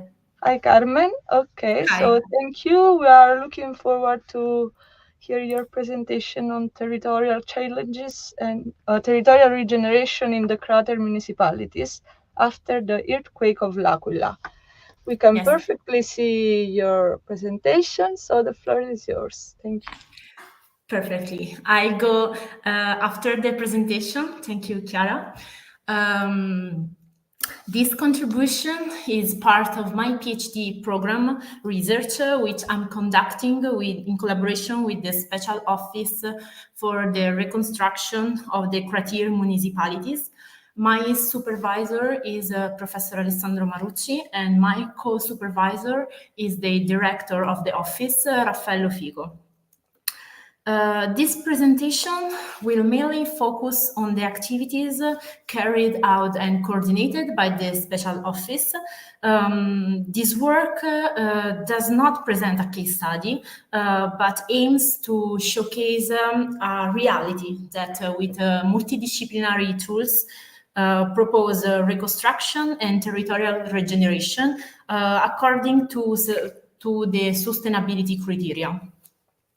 Regarding over the, as you can see, I'm sorry, I specified that I will talk about the Special Office of the Reconstruction of Crater Municipalities, because after the earthquake, the law established two special offices, one for the city of L'Aquila and one for the Crater Municipalities. As you can see in the map, the Special Office of Reconstruction of Crater Municipalities follow the work of 56 municipalities that is the Crater area, and over 100 municipalities outside the Crater. Over the years, the Special Office has expanded its scope and it's reconstructed its organization. Initially, the Special Office followed the building reconstruction in the municipalities, but now it also promotes the implementation of large-scale development projects, for example, for cultural enhancement of territory, participatory planning for urban regeneration, and also projects about slow mobility. So as you can see, this office goes beyond ordinary governance by intervening across different planning levels. Regarding to the goals, the Special Office is implementing integrated tourism project to revitalize the social and economic aspect of the area. This project promotes different sustainable tourism like historical, cultural and religious tourism, nature-based tourism, and village traditional and food and wine tradition tourism. Sustainability is intrinsically linked to the social sphere and the local population. In this context, involving local communities through participatory planning events enable a bottom-up approach, making the local communities the true protagonists of action in the territory. Regarding to the tools, through a collaboration, you can see the video. Okay. Regarding regarding to the tools, through a collaboration between the Special Office and the University of L'Aquila, the latter has developed a platform to manage the practice and a WebGIS platform to manage the practice and the data of the Special Office. The system facilitates the storage and the large amount of data and ensure interoperability among them. It also facilitates to monitoring the practice and the reconstruction process. Equally important, it's also the interface for the citizen that can access a various level of information. Another tool is the participatory planning with the municipality of Santo Stefano di Sessagno. The center town is around 1,100 meters above the sea level and with 115 inhabitants. And it's among the least populated municipalities in the province.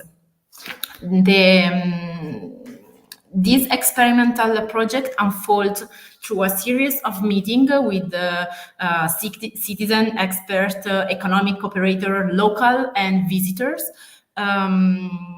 to identify urban cultural regeneration action and social, economic and cultural revitalization of the municipalities. The technical result was to provide a solution for policymakers and for urban and territorial planning. Something similar has been done for the Cammini degli Artigiani project. This project involves 4 cultural routes over 42 municipalities inside and outside the quartier. From the beginning of the project, a lot of georeference and digitalized data has been used, like, for example, the volunteer geographic information. For example, the data from OpenStreetMap. I use this kind of data to find the interference between the cultural routes and the road, a specific type of road. In this case, this data provides a more up-to-updated information base than official source. During the stage of territorial characterization, there was an operative mapping meeting that involved associations, stakeholders, and authorities. The aim was to address visitor needs and leverage expecting services and activities to develop an integrated system services for the 4 cultural routes. Now I'll show you the cultural events billboard. It's a tool that through a user-friendly WebGIS platform collects cultural initiative and any other event scheduled in the area. User can easily find an event by following the interactive map or to filter by the municipalities the data of the type of event. The use of this billboard has different implications. The unified platform allows users to see the activities beyond the individual municipalities. Also, it's possible to realize a collaborative scheduling of events and management of period with an access or lack of offering. And the use of WebGIS platform allows allows for interoperability between data and source, and intuitively user-friendly mode of operation. I want to show you an event, a workshop. I hope that you can see the video. During this period, the Special Office held a cultural hack, a workshop, 2 days workshop involving university students and workers.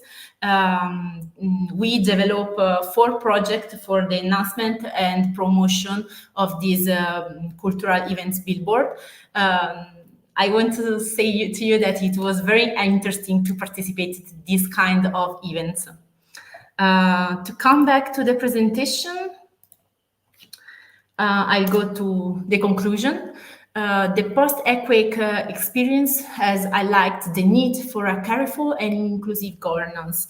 The Special Office has had to address challenges not only related to the physical reconstruction, but also to the social and economic recovery of the communities. The use of technologies and participatory planning has pros and cons. For example, the low turnout at information and planning section. As I said before, the municipality of Santo Stefano di Sestagno is, the number of inhabitants is around 115 people.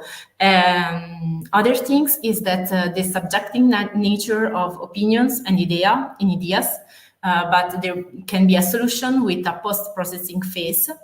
And the pros are the active participation of local communities and stakeholders ensures a great sense of belonging and responsibility. The presence of the association can act as mediators between the population, helping to spread awareness and sensitivity to this topic. And the association can be the link with planners to express the need of local communities. In this kind of event, we can use technological tools like, for example, the WebGIS platform to facilitate the collection, analysis, and sharing of the territorial data. But at the same time, some participants may not be familiar with this kind of software. So maybe in this kind of event, it's possible to involving a GIS system expert. And for the futures, maybe it's possible to use online participatory technologies to implement the data in the WebGIS platform of the Special Office. Thank you. Thank you, Carmen. Nice presentation, very interesting research that I didn't know before. And first, I want to, yes, thank you. And if someone from the audience want to make some comment or questions. I have a consideration, if it is possible, yes. Thank you, Carmen. I think that it's particularly interesting to observe the different experiences that you activated, considering the condition of some critical point that characterized these different contexts, especially activating a participatory process that has the main purpose of cultural drivers, also considering the opportunity to involve the local community by participatory activities that consider also the implementation of technologies. I think that is a very crucial point in participatory processes, because in many cases, some of the critical points that you underlined are very relevant, especially because in many cases there are old people or people with the different difficulties or not abilities of familiarities in the process of involvement with the technologies. So the way to involve them and also to improve their familiarities with these tools could be an interesting point also for the diffusion of technologies, but also to improve the technical aspect, also considering the opportunity to express their point of view in different models. So do you think that the opportunity to involve different participants, considering their different tools, could be a way to improve the participation, but also to engage the community? Because I think that could be more relevant, not only have the opportunity that they participate, but they activate a sort of heritage community according to the different cultural resources that you explored in your process. Thank you for your question. I want to tell you that this project was held by the special office. I only participated to the operative mapping event and the cultural hack event. But I can say that, yes, it's very important. It could be very important to improve and use technological tools. I saw in this kind of event, the background of people, it's very, very different.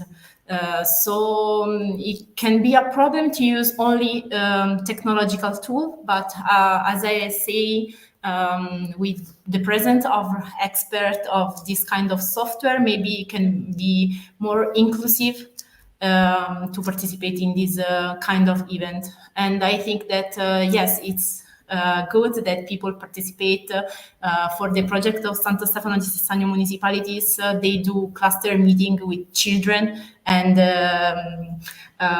old people. I'm sorry for these words, and but it can be very, very useful to use that.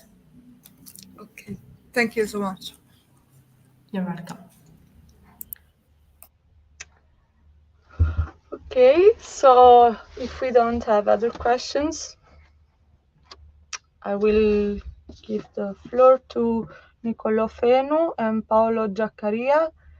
I guess Niccolò Fenu will present because I can see him connected. Yeah. You can start to share your screen so we can test if everything is okay. And this last contribution of the Smart Tourism session is about smart tourism and platforms. Thank you, Niccolò. Okay. Can you see my presentation? Yeah, I think so. Okay.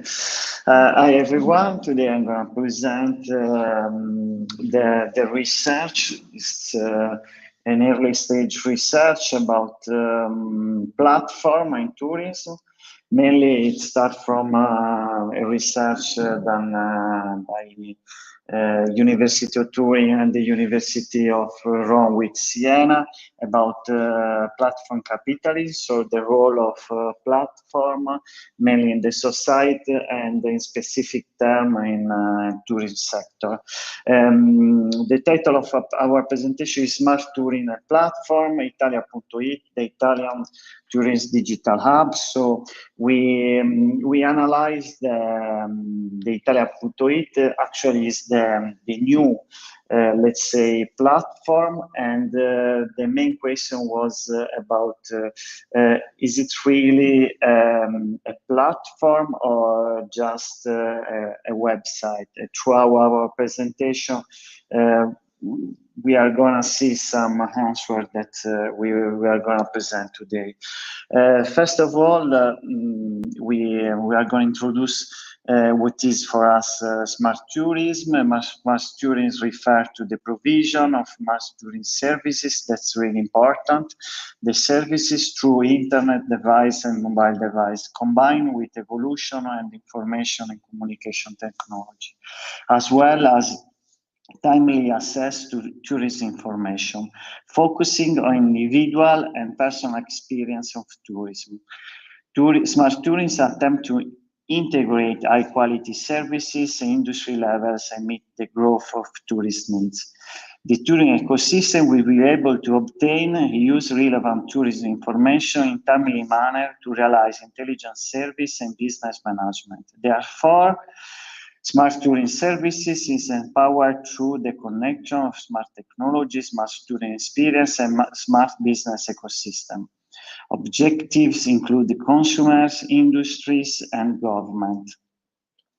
Platform-based tourism mainly play a crucial role in tourism, and we identified several key roles that can be classified as information and discovery, booking reservation, payment and transition, personalization, customization, communication, customer services, community building and social interaction, data analysis, sustainability and responsibility, integration and connectivity, innovation and technology.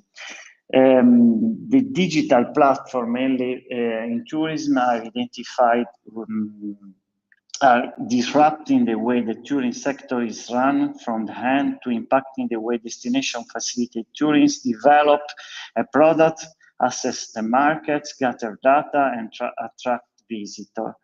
Mainly the platform-based tourism are identified with the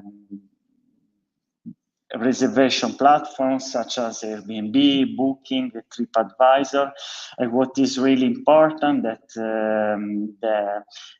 the numbers related with reservation that we done with this platform so are more than 13.4% than the level of pre-pandemic 2019, and it reached almost 300 million nights booked. What is really important, what I want to show you with this map, and as you can see, between the 2019 and the 2022, the growth of night spent in short-stay accommodation was even more than 40% in a lot of regions of Europe. And as this chart shows, the 2002 and 2023 are getting the level of is more than 2019. So after this framework and background about smart tourism and platform tourism, I want to go deeper in the case studies. Italia.it is defined by itself as a web platform for integrating the entire tourism ecosystem. So tour operator, businesses, and institutional stakeholders. And it aims to innovate and digitally connect the country's tourist supply and promotion, enrich and expand and improve services offer, and support tourism story and destination and trip planning. So that's the website. As you can see quickly, it's quite simple. And the platform actually aim to innovate is, let's say, the objective and the scope are in the framework of the Italian Tourism Strategic Plan, and the goals are of innovating, specializing, and integrating the national offer, increasing competitiveness of the tourism system, developing marketing and is effective and marketing that is effective and innovative, and achieving efficient and participatory government in drafting process and defining the tourism plan and policies. As I said before, the platform is organized in three main categories. The first one is about the destination, where to go. The second one is about activities, what to do. And the third one is about how to do tip and services. And the clusters identified, the cluster of tourism that we identified are three, and mainly are luxury, leisure, and businesses. What is important, one of the, let's say, first aspect that differentiate the Italia.it from a normal website is the customization and the priorities that each region can set about the offers and that I showed before, like activities and services and destination. Here are some previews from the section where to go, where you can choose the cities, the region, the lake. Here I focus in where to go.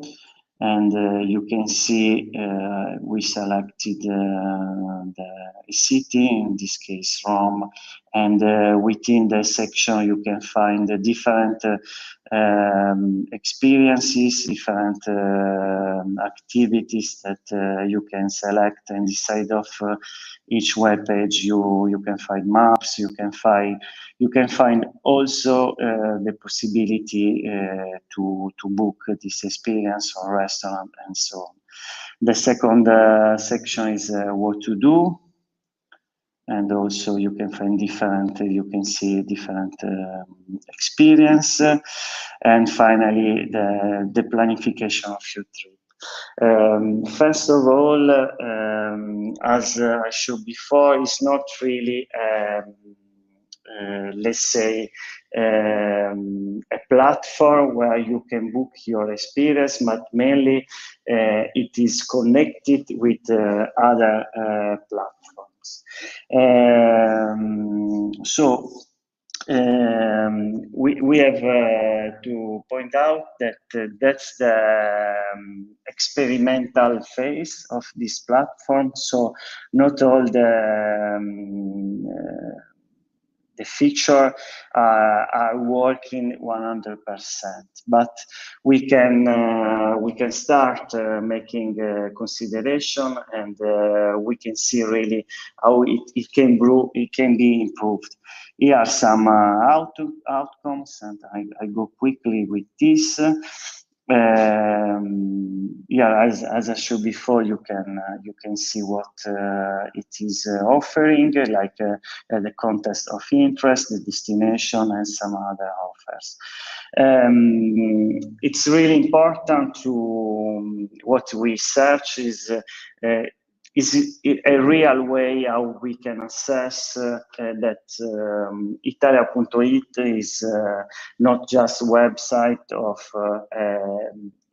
not just a website, but a digital platform. There are some characteristics about digital platform, but we not really find them in all of them in Italia.it. But we can, in a way, identify Italia.it as a tourism aggregation platform, because it aggregates different services and different ways of interacting and find services in the tourism sector.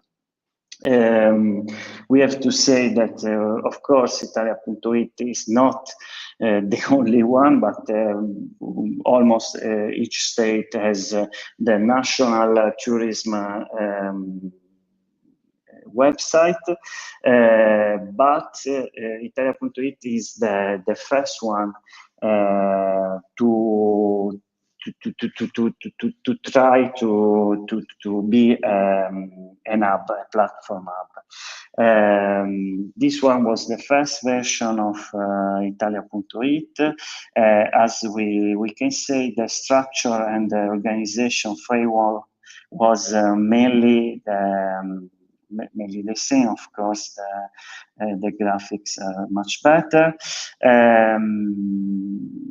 So what we did was to categorize the impact of Italia.it on the beneficiaries, like the digital transformation that Italia.it give to the business, the implementation of digital solution for public sector, tourist manager, and the provision of digital solution for visitors.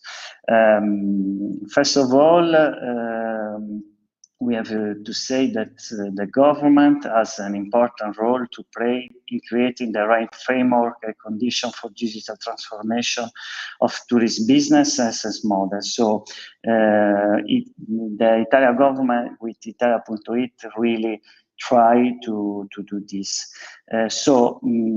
What we find about the digital solution for business, we can say that Italia.it play a role as a catalyst for new startups by providing a complementary ecosystem where they can present the business while also adding existing companies in better alignment. They offering with market demand for local government and DMO. The platform facilitates the digital transformation of tourist destination. Moreover, Italia.it could act as a valuable instrument for tracking and analyzing trends, supplying data that can help to formulate sustainable tourist strategies across various levels. Of course, what I didn't say that is crucial is that in this platform, all the businesses related with tourism, they can register, so you can find the personal page of each structure business that are registered. The second point, the digital solution for the public sector and tourism management. Italia.it support digital innovation in public sector tourism by offering tools and services that assist in management and promoting tourism activities. The platform serves as a digital ecosystem to aid tourism management in optimizing the visitor experience, engaging with tourist demand, and enhancing the accessibility and dissemination of information. To conclude, Italia.it facilitates visitor experiences through digital solution for visitor by providing a centralized portal that aggregates travel-related information resources. Features such as interactive map, booking system, downloadable guide, real-time updates are designed to support and enhance the travel planning process, ensuring visitor can access to a wealth of information to plan their trip to Italy efficiently by Italian.it. The experience is not 100% customized. It does not consider before, during, and after the visit. What is more relevant that the exploration of artificial intelligence utilization with Italia.it is not really performing. So this one is one of the main aspects that could be implemented and could be really useful for visitor and tourists. Thank you. Okay, thank you, Nicola, for your presentation. Sorry, but I don't have my glasses, so I really have problems to see the screen. I forgot I have my sunglasses. So. Okay. Well, now you don't have to look at the screen anymore. Yeah. You can look out of the window. Yeah. And we have some minutes if you want. We are almost in time in our 2 hours, despite we started late. So we can have some floor for discussion or questions for Nicola on this work.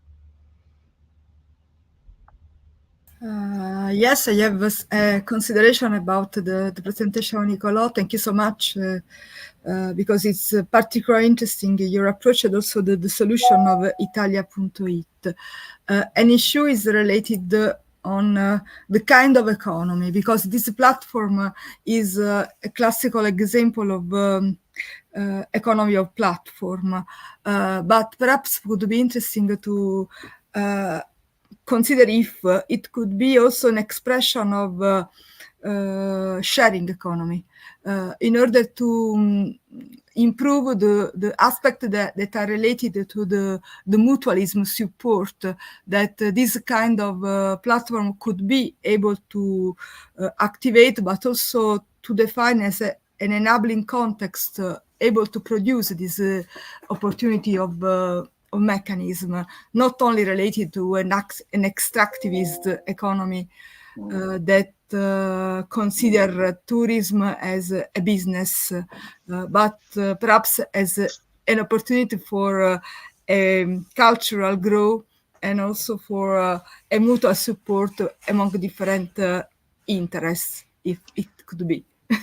Yeah, I think it's really interesting because in a way what a part of our research is concentrated in inner areas and rural areas, so let's say slow tourism.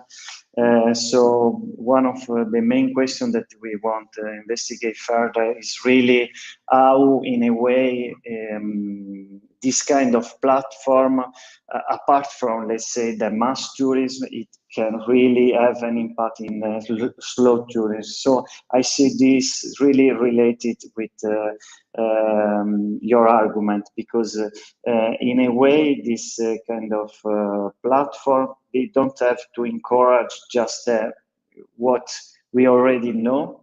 Okay, so what is kind of evident is because, I mean, Roma, Colosseo, or whatever, everyone knows. So in a way, they have to work to really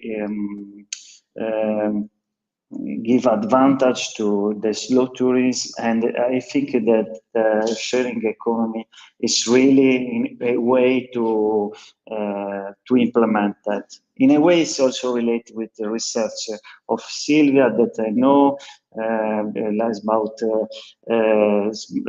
I mean, they wrote about Nugedu. It's really a small village, and they promoted throughout food a new way of making tourism, making food in homes. So I really think that Italia.is has this opportunity to really to show this new way, not new way, different way of doing tourism, and helping also small practices to emerge, and as I say, to really to show and to give the opportunity also to have these windows. Okay, so thanks for your question. Thank you, really, thank you.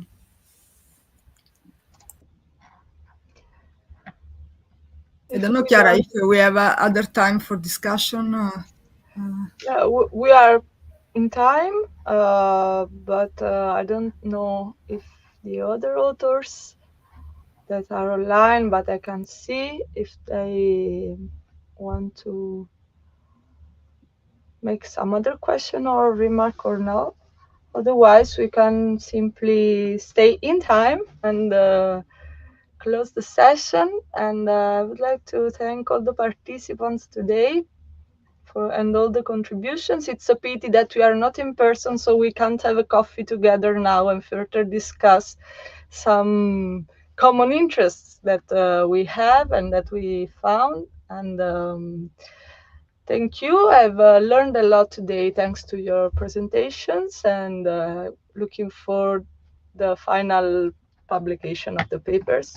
And thanks to all for today. Thank you. Thank you. Really, thank you to all. Bye-bye. Bye. Bye. Grazie. Bye. Grazie, Maria. Bye.